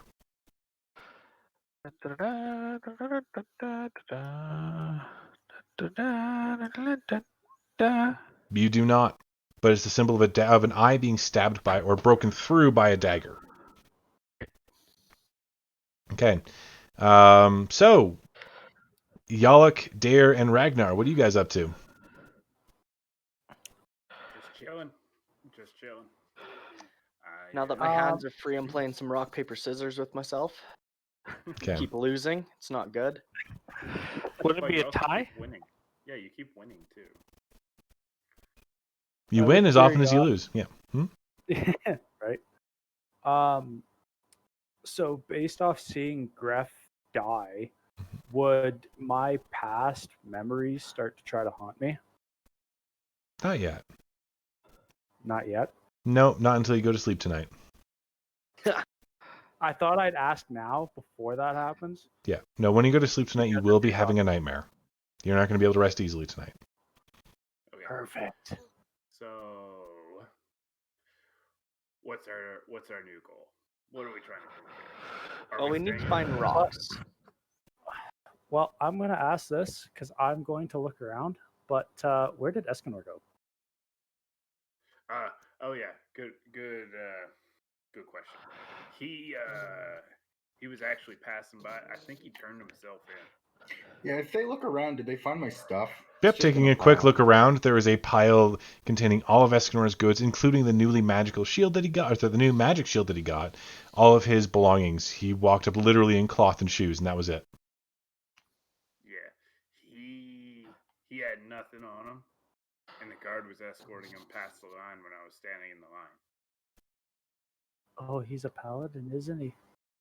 So, I don't think we have Escondar anymore. Yeah. Okay. So I think it's almost time we hit the dusty trail, or we try and find rocks. So the only hope that we have for finding rocks is currently your kit to disguise yourself. As it currently sits, Yolik and I are kind of stuck here. I might be able to move around town as which my disguise self is already faded. Mm-hmm. I might be able to move around town looking like I do right now, where I look probably a little contagious. Get more than a little contagious, yeah. I could pass off, at least make space. Question, Devin, Mhm. is there any way around us to be able to find stuff to be able to discolor my skin to make it look like that I am like deathly ill? You could apply some dust and dirt and stuff. You could probably go for some charcoal and everything. There'd be a rudimentary disguise kit kind of thing, but a blue dragonborn is a blue dragonborn. Yeah, I was kind of thinking if Dare tried to work his artistic magic on me to try to use the stuff around me to try to make me look less like a blue dragonborn. We know the general layout of the town, right? Generally, yes. Not specifically everywhere. You guys weren't really in the Northgate district at all. But the inn you were in, it was in Sanderson. It's the Outlanders Inn. You've never been through the Port Gate, and you've never really been through you've been in through the Miners Gate, and you got to see how it was. You probably walked in around Shadowfield, but you never really in Northgate. No. So, but like, we would know that there's a gate at Miners Gate, and that it is within the time frame that Dare could make his way with his disguised self into the ruins where we could think that our friend might be. Yeah. To be fair, he wouldn't have to go through town. He could just go around it. Yeah, he could go all the way around. So Yeah. we can walk around town to Miners Gate. He goes in as his disguise to see if you're at the ruins, and then can leave within his 1.5 to 2 hour time frame. He could. Now, quick question: are there bulletin boards or some form of communication at each of these places that are outside of the city? No, in Miners Gate, the only real bulletin boards are those requesting hired help, and they give weird numbers. So it said miners wanted, R12, R18, and R24. But there's nothing saying that I can't put something up there. It's true. There's nothing saying that you can't. So I'll put, I don't know, some note saying, Rox was here, will be again, noon or something like that. Okay. So you put up a little notice. And then I'll start walking around to the next thing, and I'll see how long it takes me, and I'll just what is that, a wall around Northgate's little village up there, or what is that, a road? Northgate just has they have roads going out. Yeah. Roads, okay. So not Northgate itself, but you guys would have gone through Portgate? No, you wouldn't have gone through Portgate. You would have gone through either Miners Gate or Shadowfield to get to the goblins. Because you can kind of go both ways. They loop around. But either way, not important. Yeah. Well, if we decide to walk around, I still want to try to disguise myself as best I can to looking like a homeless hobo. Well, with Escondar's cloak, that's not a hard thing to do, really. You can put it on. You can be seen as a blue dragonborn. Yeah. Walk, because I stand out probably more than anybody else. You really do, and I'm telling you, short of magic, there's really no way to disguise the fact that you're a dragonborn. Well, I'm disguising the fact that I look like a homeless, dirty shitty looking Dragonborn and like covering the blue scales as best I can. Okay. Well, I think the best thing that you can do is probably keep far away from the walls. Hang around, traveling in Or between hang- fields. Or I Try- hang try- as close to the wall so that they can't exactly see me. Make yourself green and become a lizard folk. Well, how will I make myself green? Add yellow. Red yellow. Anybody got yellow paint? You could just pee on them. I will take a Gonna separate. say. I was gonna say some of my poops come out green every once in a while, so we can just wait a little bit I'll just eat some asparagus. and spread them on ya. Yeah. Oh, that's funny. I want to go find mud and go roll in it. okay. I told you, brown dragonborn. As you are walking around, you encounter the strangest little person you've ever seen. There is a tiny little gnome with brilliant purple hair that starts to follow you around. Doesn't talk to you, just sees you roll in the mud, does it himself, and then stands next to you looking proud at both of your work. I am going to look at it, Mhm. promptly scratch my head, and go, "Who are you?" With this face of like, jaw dropping, like, what are you doing? Not thinking that I just did that. That's you, Tingle. I didn't know for sure, but Yeah. okay. I I'm saw going that. I'm going to scratch my head, and I'm going to look back and say, "Who am I? Who are you?" Well, I'm a dragonborn that rolled in mud. What are you? Yes, Dragonborn. Excellent. You intrigue me.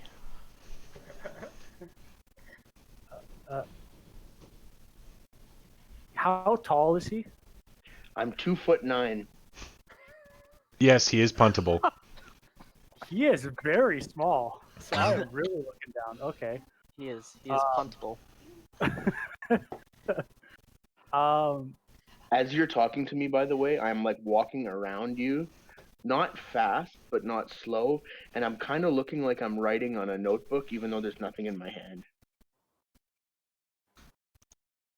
Okay, well, Throw me mud.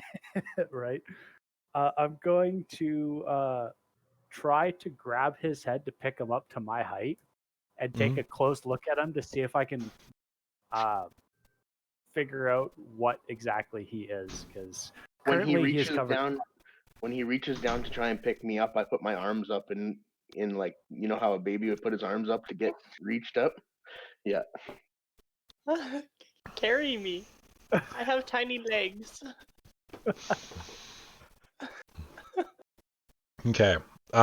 So we'll leave you guys there for just a moment. I need a quick break so I can talk with both Terry and Escondar.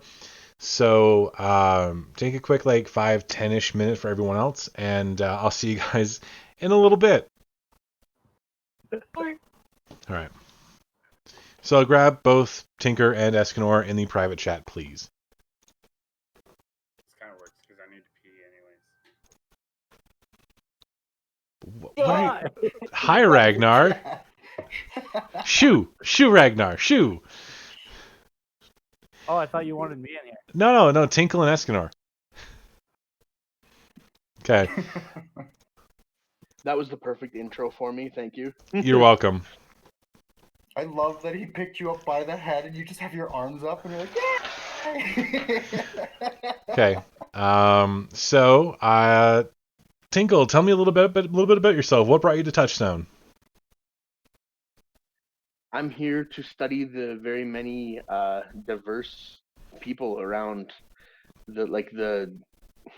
study the different people, because I've heard this is a city of acceptance of all races and kinds. Wow, you are wrong, but okay. Okay. Yeah. Sorry. No, it's fine. It's fine. You can totally hear that and think that. And it's partially true because Sanderson is a town of like exiles and stuff like that. They're not accepting of all people because you'll never find someone who's an outsider, non-human, non-elf, or non-dwarf actually working in really important positions. No town councilman, no representation, but they do have their own culture in Sanderson, which is where you might want to stay and study. Fair enough. Yeah. Yeah. And at the moment, you're probably staying at an inn called the Nightly Rest, spelled nightly like the guy in armor. So that's good to know. Thank you. So I'm going to kick you out. I'm going to talk to Escondar for a moment, if that's okay. Uh-oh. Yeah. Goodbye, Escondar. Okay. So I gotta ask you, how do you see this ending? Honestly, I was gonna explain my case, which is, I was trying to step in and stop Gref from committing murder. Mm-hmm. And I was gonna explain exactly why we ran, exactly what we killed that made the guards chase us. Okay. I was gonna explain all of that in detail. Mm-hmm. And I mean, I'm just gonna be honest with them. Like, Okay.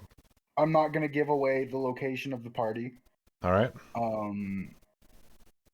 If anything, I'm gonna, kind of be like, show them mercy, take my life, show them mercy, kind of bullshit. Okay. Because like, they didn't raise a hand. They ran because they would have faced the same thing as me because of the error of one guy who died in the combat. Okay. I jumped in to try to stop him. It didn't work, and now I had to turn myself in because it's my own fucking code. Okay. So there is going to be a trial. There are going to be checks. There is a good chance that your character is going to be sent off to work in the mines for a while. There's also a good chance that your character flat out dies, depending on what you say. So there is the possibility you die here. Just to let you know, I'm not gunning for you, I promise. Like, I didn't mean to kill Gref until he really brought it on himself. I was using, like, non-lethal damage. I went into this knowing I was going to die. I just didn't want to die in combat. Yeah. The way Gref did. Okay. I wanted to at least explain myself and why the events happened the way they did. And like, I fully expect to die or be forced to miss like weeks of sessions. Okay. If it comes to you missing weeks of sessions kind of thing, I'll just get you to roll up a new character, because if you're sent to the mines, it's not going to be weeks, it's going to be like years. Though the Blood Guild on a guard is around 120 gold pieces just for all the training and armor and stuff they had to buy for them, and you're only going to make 1 gold a month minus all of your like spending habits and like buying a place to sleep and buying food to eat. So you're really only making half a gold a month, and you have to make up 120 gold pieces. That's about 6 gold pieces a year you can save. Going to be a while, but 20 years. I had that on my person. I left it, but I had that. Oh no. Well, if it calls for mercy, then they might actually be able to get you out of there if you're an indentured servant. Yes. I have 259 gold pieces on my character. Okay, so that's something to keep in mind. We're going to try for a public trial.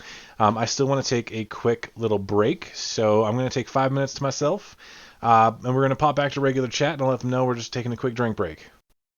Cool.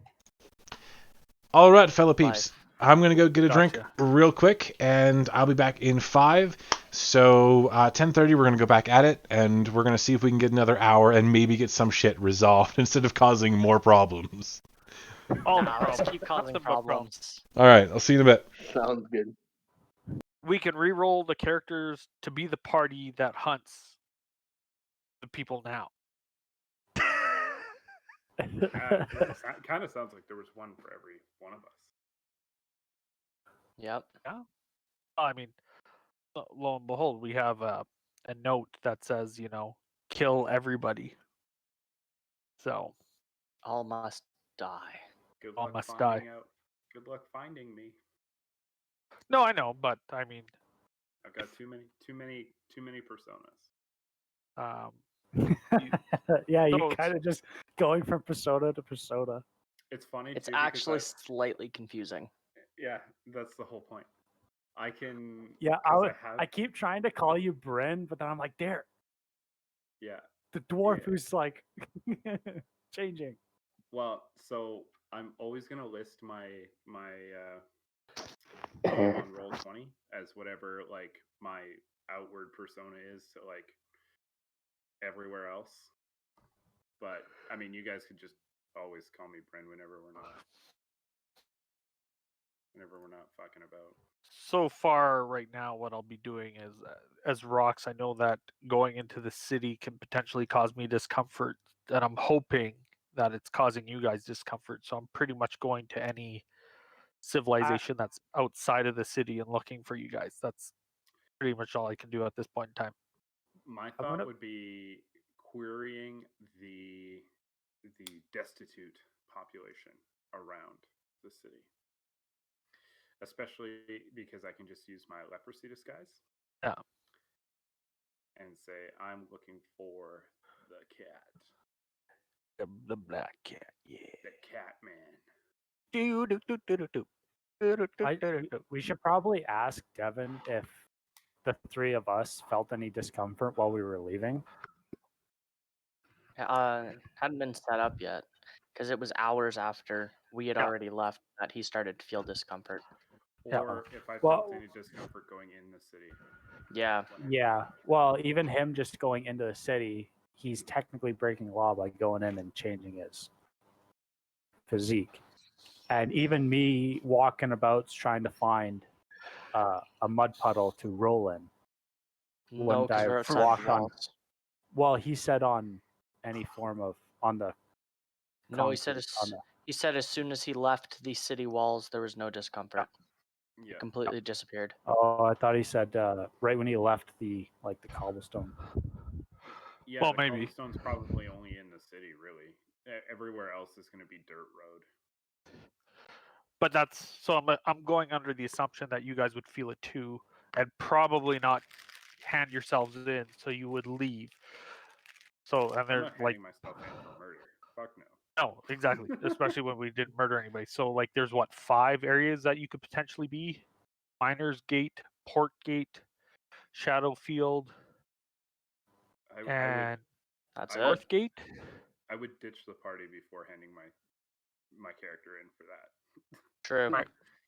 So Bryn would just if fuck off. if I know that Shadowfield is not patrolled by guards, that's probably where I'd start my search. Knowing you. And yeah, Oh. I know the personas are crazy. Right, my dudes. Probably be a lot of them. So that was an insane kind of little thing there. I'm not sure how I'm going to recover from it, but you know what? We'll roll with it. It's funny too because it happens like the same session that you give us a map of Touchstone, and now it's going to be pretty well. Yeah. Yeah. Do you know how long it took me to make this? Well, that's I why, because we wanted a believe- new town. I believe that you use some sort of mapping program. Yes, yeah. Yep. Browser program. It's true. It's true. I mean, obviously, I didn't draw it by hand. I can imagine in the ones of hours, under 10 hours. No. It's more than 10 hours? Mm-hmm. Jeez. I had to. Basically just I have a the drawing. new town. I have a drawing, and I needed to replicate it. Ah. Yeah. So So it when wasn't. he makes the new town, don't think if the whole thing's just flipped 180. Like, I'm gonna be honest. If I have to make a new fucking town because you guys got kicked out of like the Outliers, Touchstone, we have to go somewhere else in Calaria, I will be pissed. Fair though, We're gonna Caleria's the have name of the them world. redraw the Happens. bandit camp. Well, depending what happens, we might not actually have to leave Touchstone. The other option too, to make it easy on Devin, would be just redo characters. It's true. That way he wouldn't have to redo an entire. Y'all are walking and a meteor hits. You're all dead. So, Make going to do new a quick characters. recap for the people who have just joined us. We started the session, we got this map all laid out, everything was pretty and fun, and the characters were being chased by guards. Now, they failed a lot of their saves. A lot of them. And the guards managed to catch up to them. Some miners helped the guards in the combat. It ended up with one of the characters dying. It's true, I could use Dungeon to make a quick city. I could. I might actually have to do that going forward. I spent a lot of love on this one. Caleria is kind of my baby. So Touchstone is too. One of the characters died, but not before killing a guard, and that means that they have to be imprisoned and stuff. The character who's currently Tinkle on your screen used to be Gref. Gref is dead. Yeah. Sadly, Gref. And they killed a guard. So now they're wanted for murder in their, town of operations. Yeah. All right. So you're caught up? You're good? All right. We still got an hour to play. Fantastic. Let's do this. Okay. All right. So what am I doing? I'm just staring at Tinkle, who is currently in my hands. Exactly. You've lifted this tiny gnome up. You're staring him like face to face, and he just seems excited to meet a Dragonborn. I'm gonna look at him, and then just shrug my shoulders and start walking back to everybody else. Okay, are you He's still in carrying my him hands. with you? Okay, all right. Yeah. You've picked up this muddy little gnome who kind of tried to copy you when you rolled around to deaden the color of your scales a little bit. He rolled around too. You're confused why he did. For him, it's pretty obvious. He's just copying the obvious habits of a creature he's never met before to try and ingratiate himself. You kind of pick him up, and now you're bringing him with you back to the party. So Wrong. Hey guys, look what I found. It's a gnome. Ish. As I'm in your He's arms, small. I'm studying your every feature. giving you this Small. creepy-eyed stare. Just I'm just gonna look at the party with like a big smile as I'm holding this little guy. Found a friend. He was copying me, so I'm gonna put him down. Can I just point something out? Did your mama never We, tell you not to talk to strangers? Yeah, We never talked. He copied me, so I thought I'd just take him because he seemed interesting. I mean, hey, little one, what's your name? I'm Tinkle. Hey, can you do earmuffs? Sure. Okay. We're kind of wanted, and you brought someone in. Kinda dumb. Why are you wanted? Tinkles he doesn't says listen that- very well. As he He's says that, so I'm gonna grab handsome. 5 massive hands and just put them over his hand so it completely covers his ears. okay. Good plan.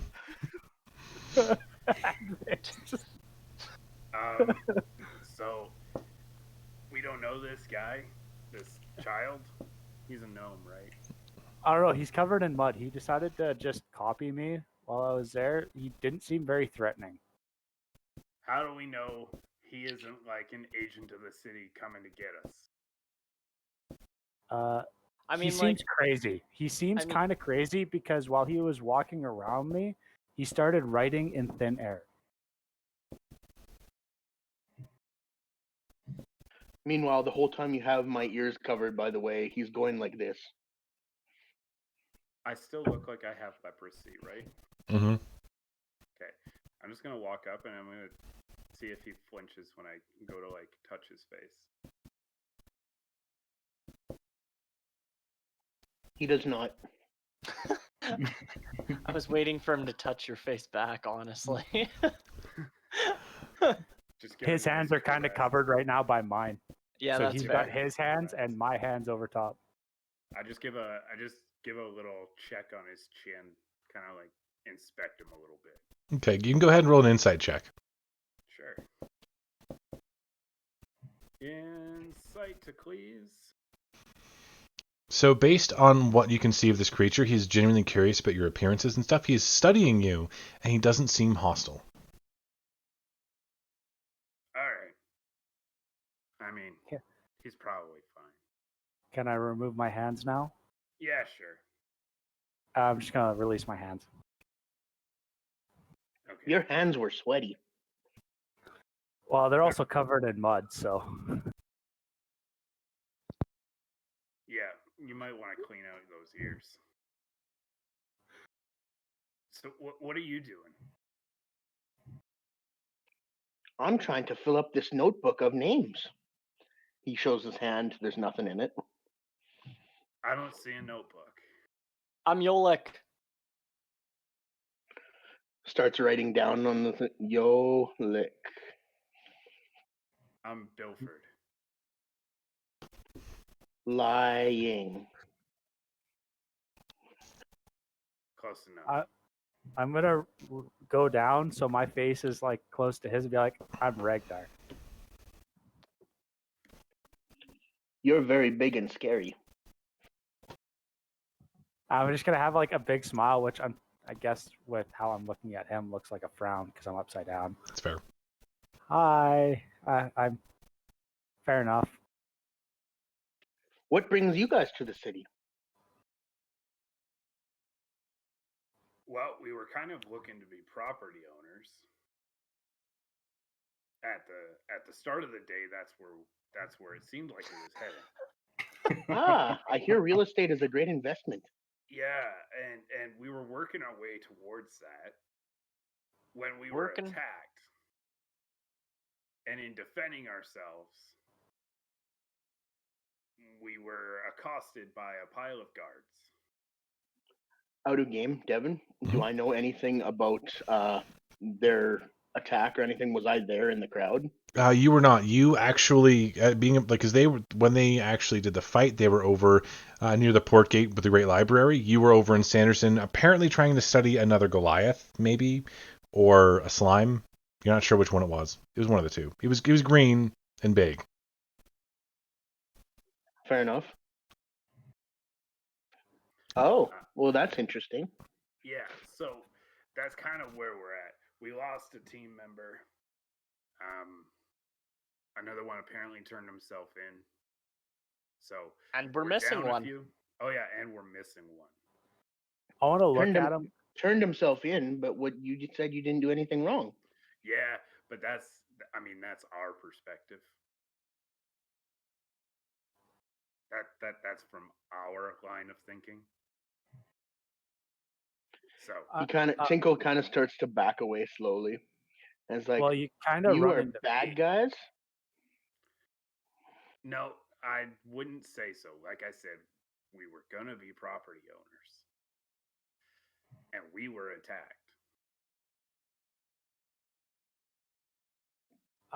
Fair enough. I jump up forward again. Small guy. What's your name and what race are you? You're kind of covered in mud. My name's Tinkle. I did one of those this morning.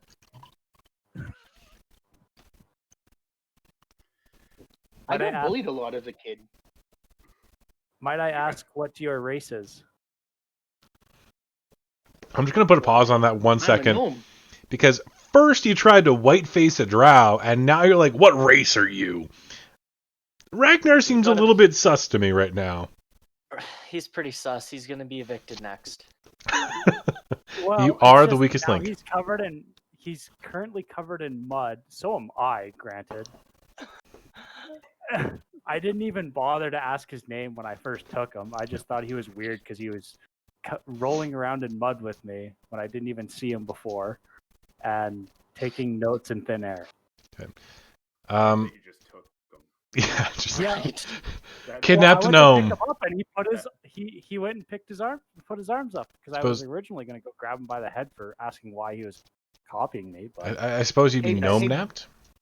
Hey, big guy. And I start tugging on Ragnar's like pant leg. What's up? Can I ride with you guys and study things? Sure. And hearing ride, I just immediately pick him up and put him on my shoulder. He weighs enough, he doesn't even burden you a little bit. You can still walk at full speed. Hey, Tinkle, do you have any special skills, like nunchuck skills, bow staff skills? What do you do? No, absolutely none. What do you do? If you got in a fight, what would you do? Run? Yeah, pretty close to what I do too.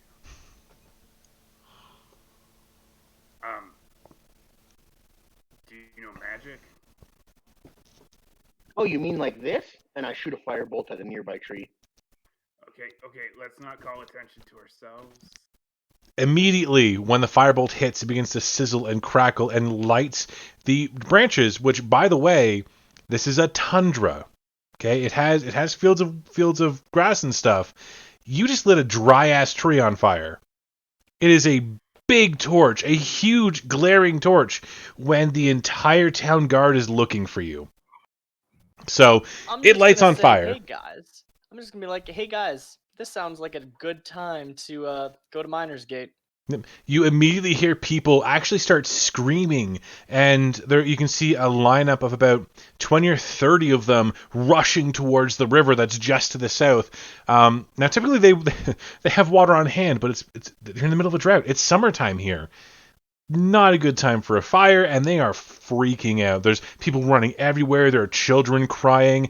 Like, Shadowfield is a farmers' society. It's relatively lawless, but it's not evil. And now you've just started a fire, which is spreading. I look to Yaluk and I say, you gonna do something about that? You got a water spell? Nope. Then I'm going to tell everybody that we need to blend in with the people and GTFO. Or we blend in and help out with the fire.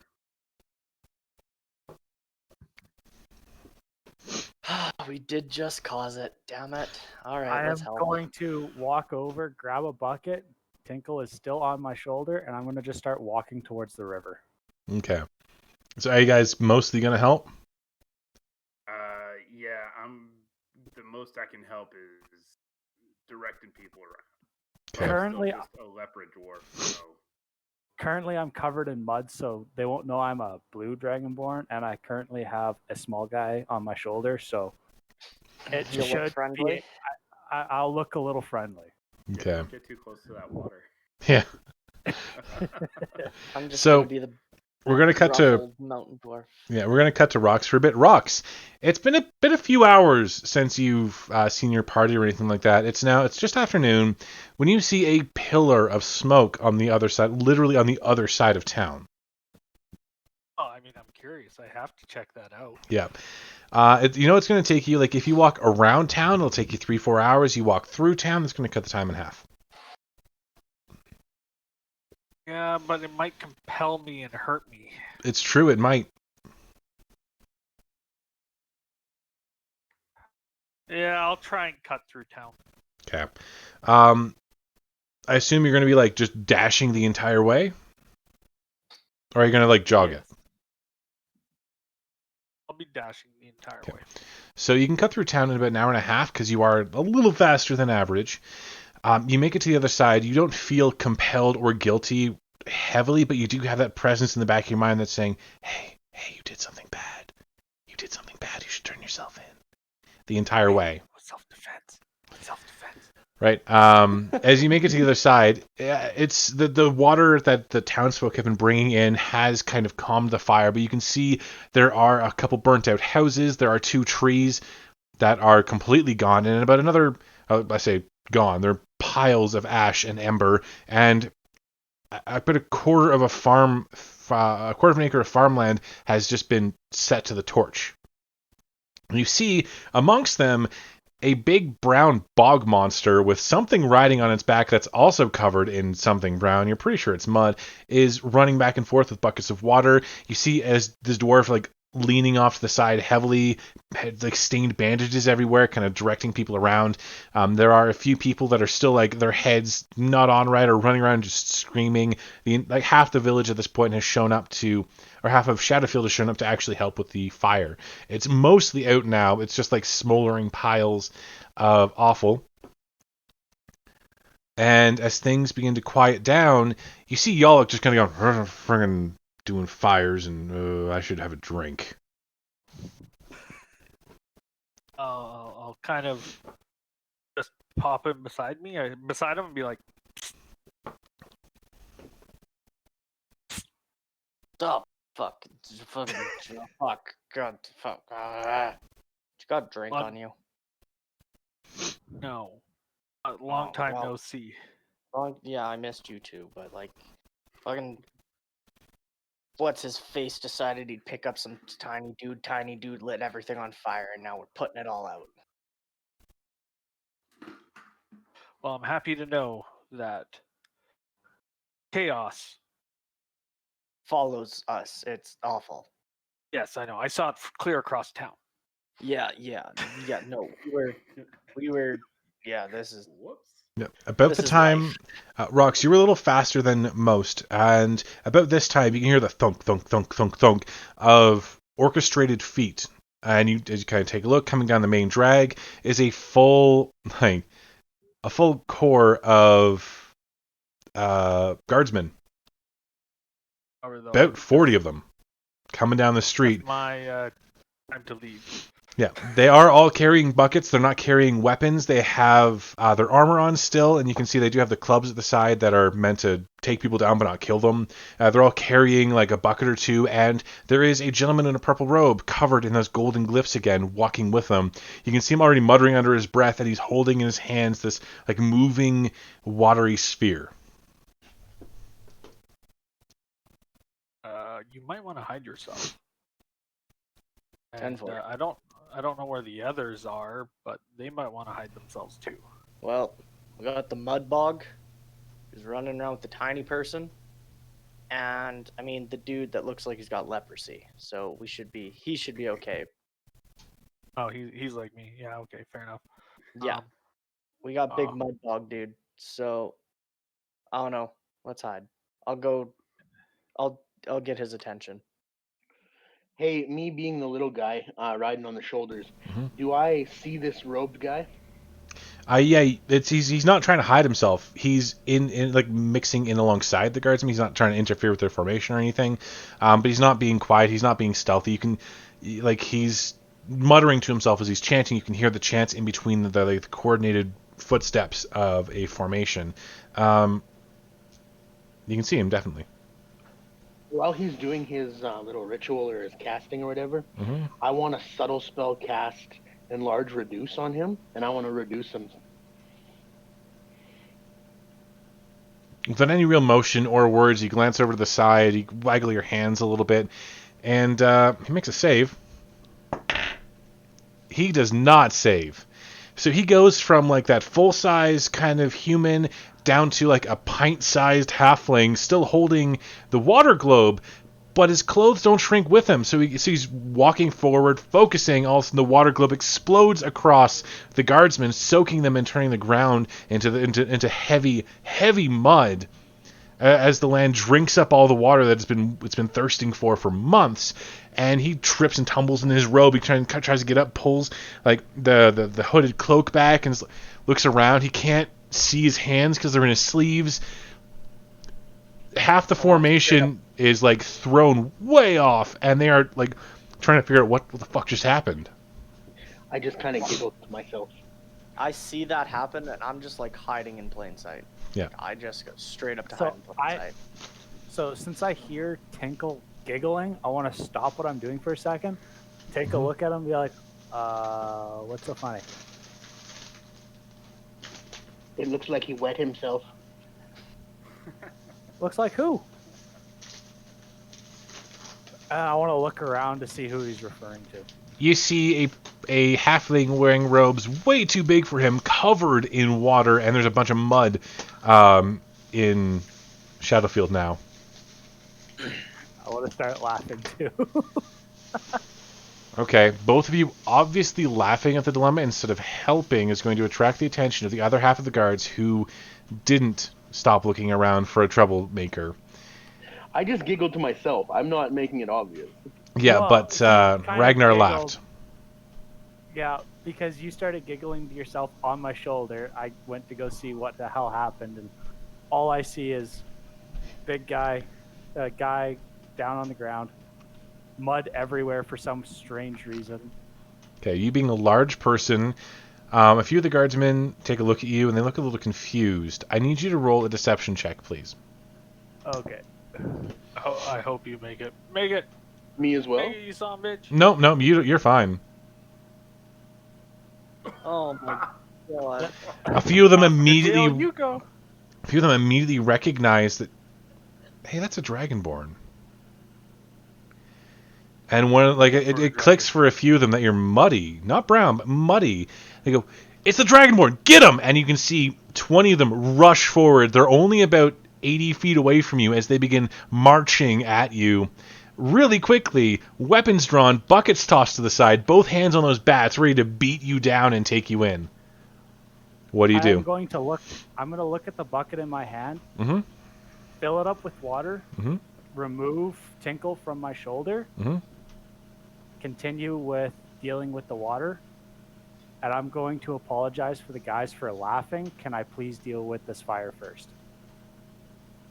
Make a persuasion. With advantage because you're actually trying to help.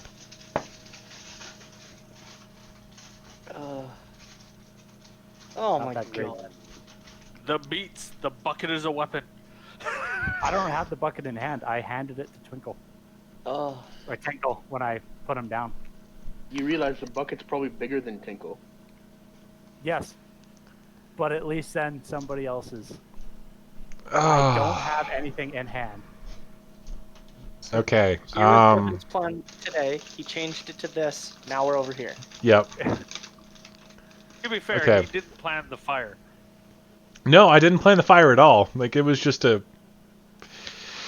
Okay, as you kind of like, hey, I'm just trying to help, can I finish this first? They don't hesitate. You are a known associate to a known murderer. Even if you're trying to help now, 5 minutes from now, you could be killing those people you're trying to help. So they immediately descend upon you. Do you resist? I do not resist. Okay, you kind of put your hands up. Tingle's left to the side as he kind of backs away. He's not someone that they want. He could have been someone you tricked. They do kind of note him for the future. But they put the shackles on you and immediately drop you to the ground, two of them standing by you, pressure on your shoulders until you're on your knees, as the rest of them go deal with whatever's going on there. Now, with all this confusion and stuff, it takes a few minutes, so Tingle's spell wears off, and all of a sudden, the wizard is back to proper size, although somehow his robe is half off, like the neck of it's stretched to go across this way. He manages to fiddle it back up, put the cloak back up, look a little grumpily around, and he makes a giant gesturing motion. All the water that was turned the street into mud lifts into the air in that tiny globe, and he throws it at the fire, and a good 2/3 of it just immediately goes out. No longer smoldering, no longer smoking, one giant puff of smoke, and that's it. And then he waits, and he does it again, and takes it the rest of the fire pretty much immediately. He looks a little exhausted by the effort of moving that much water, and it's such a tiny little sphere, but he does it. And he kind of sits down to the side and whispers to himself a little bit. Should get paid more for this. It's not enough money. As the guardsmen take Ragnar into town. They don't take the time to really look too deeply into anyone around them. They take a quick look. Dare, your disguise is far and above what they rolled. Yalek sitting off to the side, grumbling about drinking and stuff next to the tabaxi. You're not really in their focus at the moment. They're more worried about the fire and the citizens. You can see a lot of them are going around dispensing first aid to burns and to any injuries that have happened because people were in a huge friggin' panic. And you guys fade off into the distance. None of you really too important. Ragnar, within the hour, you are brought to the jail.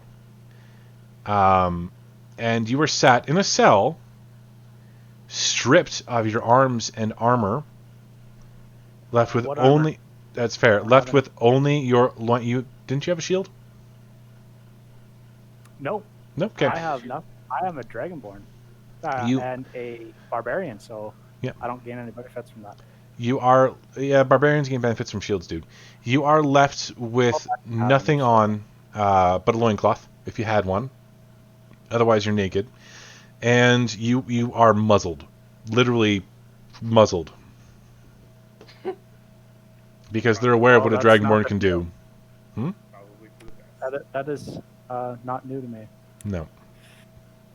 Okay.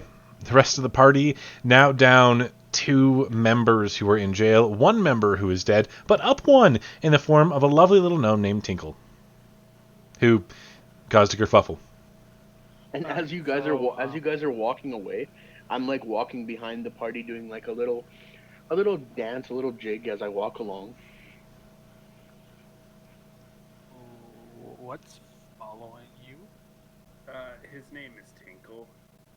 He's a gnome. Stupid little thing that the other big thing decided to bring to us. It looks like he's a wizard of some kind. Oh, He started the fire.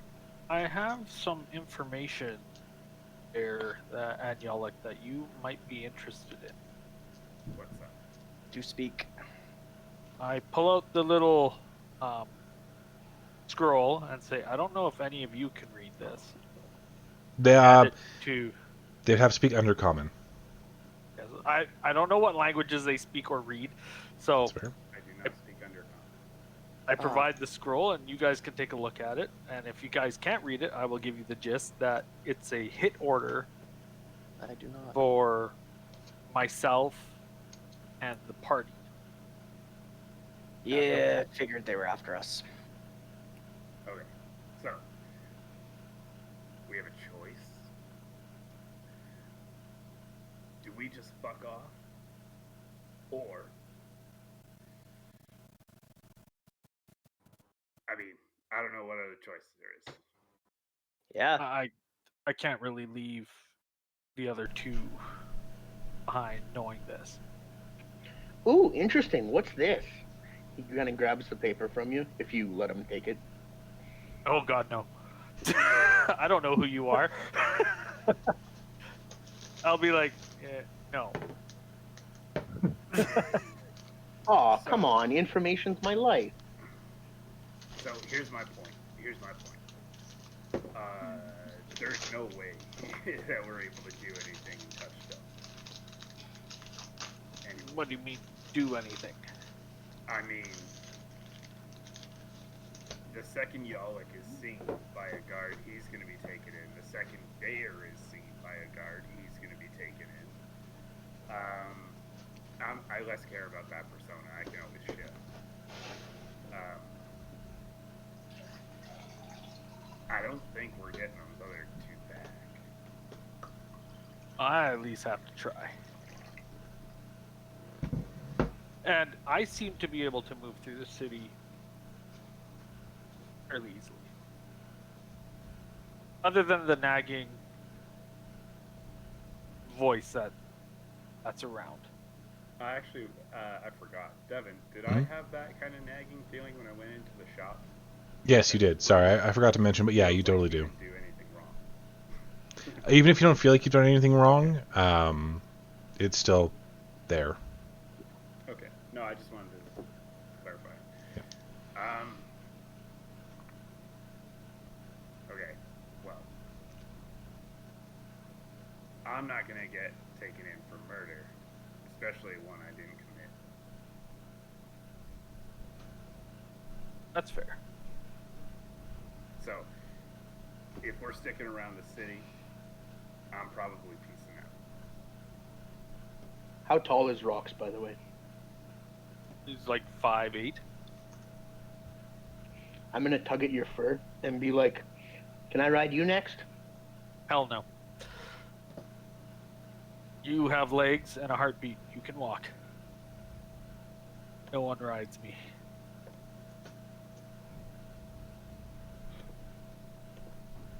Yeah, Bryn's not gonna turn himself in or get captured.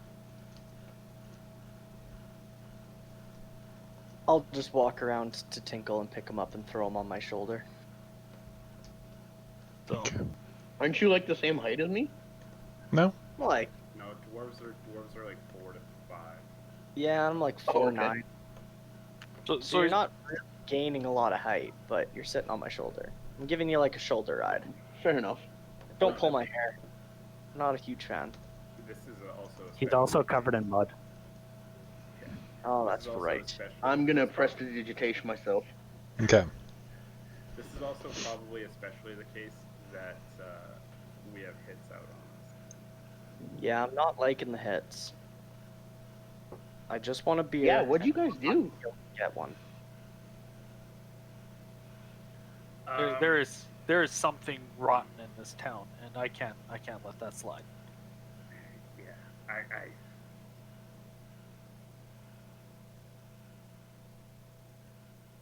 yeah, like I said, I'm not just gonna waltz into the jail and try and save those two. That is fair. I have to try at least. What All are right. you doing, Yolk? Haven't decided. Okay. Well, Because I do not want to die because of a hit on my head by walking into the jail, but I also do not want to leave the other two behind. I'm giving a free out for. I whisper in Yolik's to ear, reset why don't we characters. stage a coup? Stage a coup.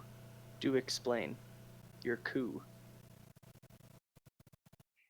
Okay, first of all, it starts with you three outside the jail, and somebody very small, very much smaller than you, sneaks into the jail, and where was I going with this? Coup. Coup. Cuckoo. Huh. Interesting. That one went by my head. I like over it, but that's fine as well.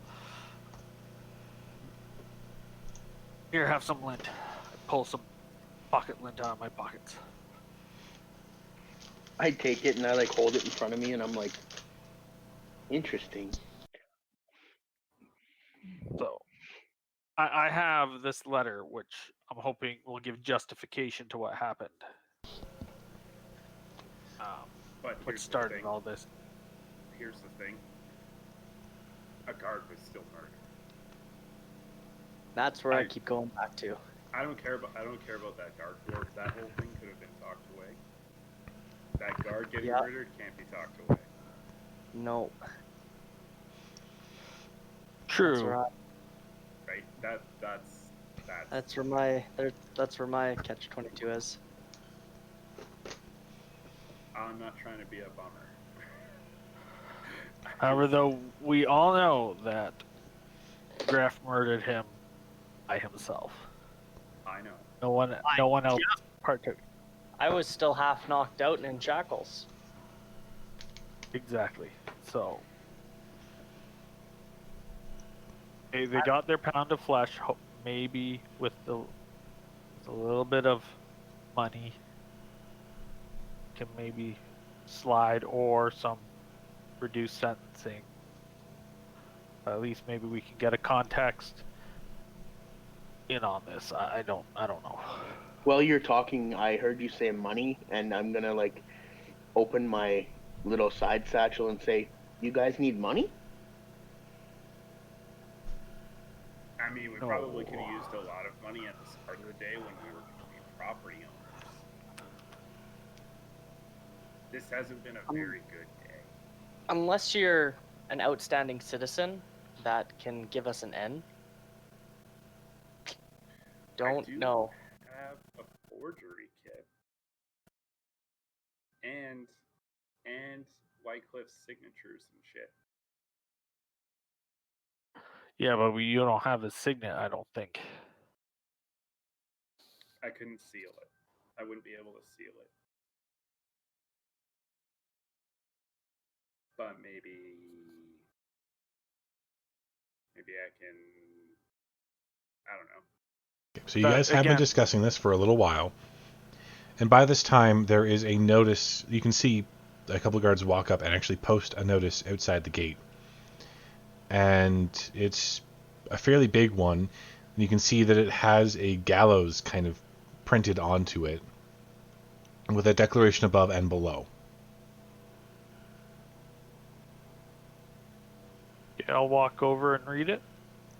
Okay, in the common tongue, it says, for crimes against the people of Touchstone, there will be a trial commencing in 2 days, presided over by Magistrate Fabian, to deal with the threats of a dark elf and a chromatic dragonborn.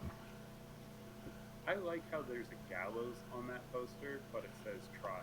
Mm-hmm. Yeah, that seems heavily weighted.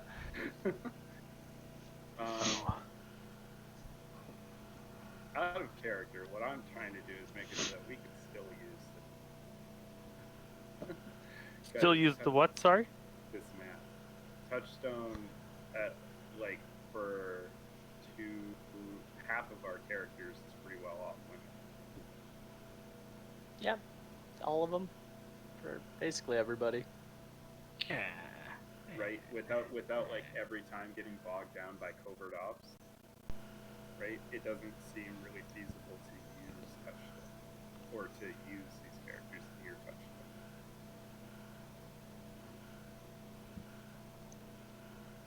Oh, we can do And like I said, reboot if you sort of want, I guess. and like I said before, Ren would peace out before he gets caught because he's still to get back and go through his own plan.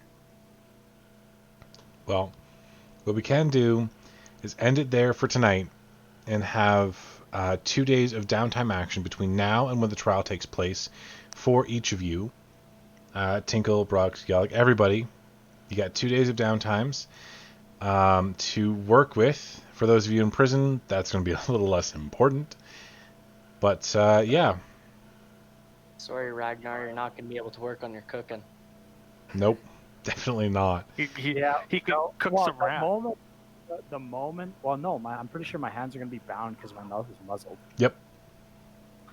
So I can't really do anything. And on top of which, I need who's training me to be able to do the cooking. Mm-hmm. And the moment that Gref decided to kill someone, that made it impossible for me. Yeah. Yeah, mostly. Yeah, you guys, out of game, I want to apologize for both of my characters so far. Oh, no. Oh, it's all good. It's just, Part of it's the- honestly, it's how the characters work. Yep. Part of D&D, I- right? That's why. Devin, that's why out Bryn of is- curiosity, are my hands bound behind In front of my you. back? In front of you so that In when front? your muzzle is taken off, you can still feed yourself. But for Okay. now, I'm going to shut down the stream. Thanks for joining us, folks. It was a lovely little session that was complete chaos. If anyone who is part of the part of the party wants to stick around and have a discussion, we'll do that. But I'm going to end the stream. Thanks for joining us. It was awesome.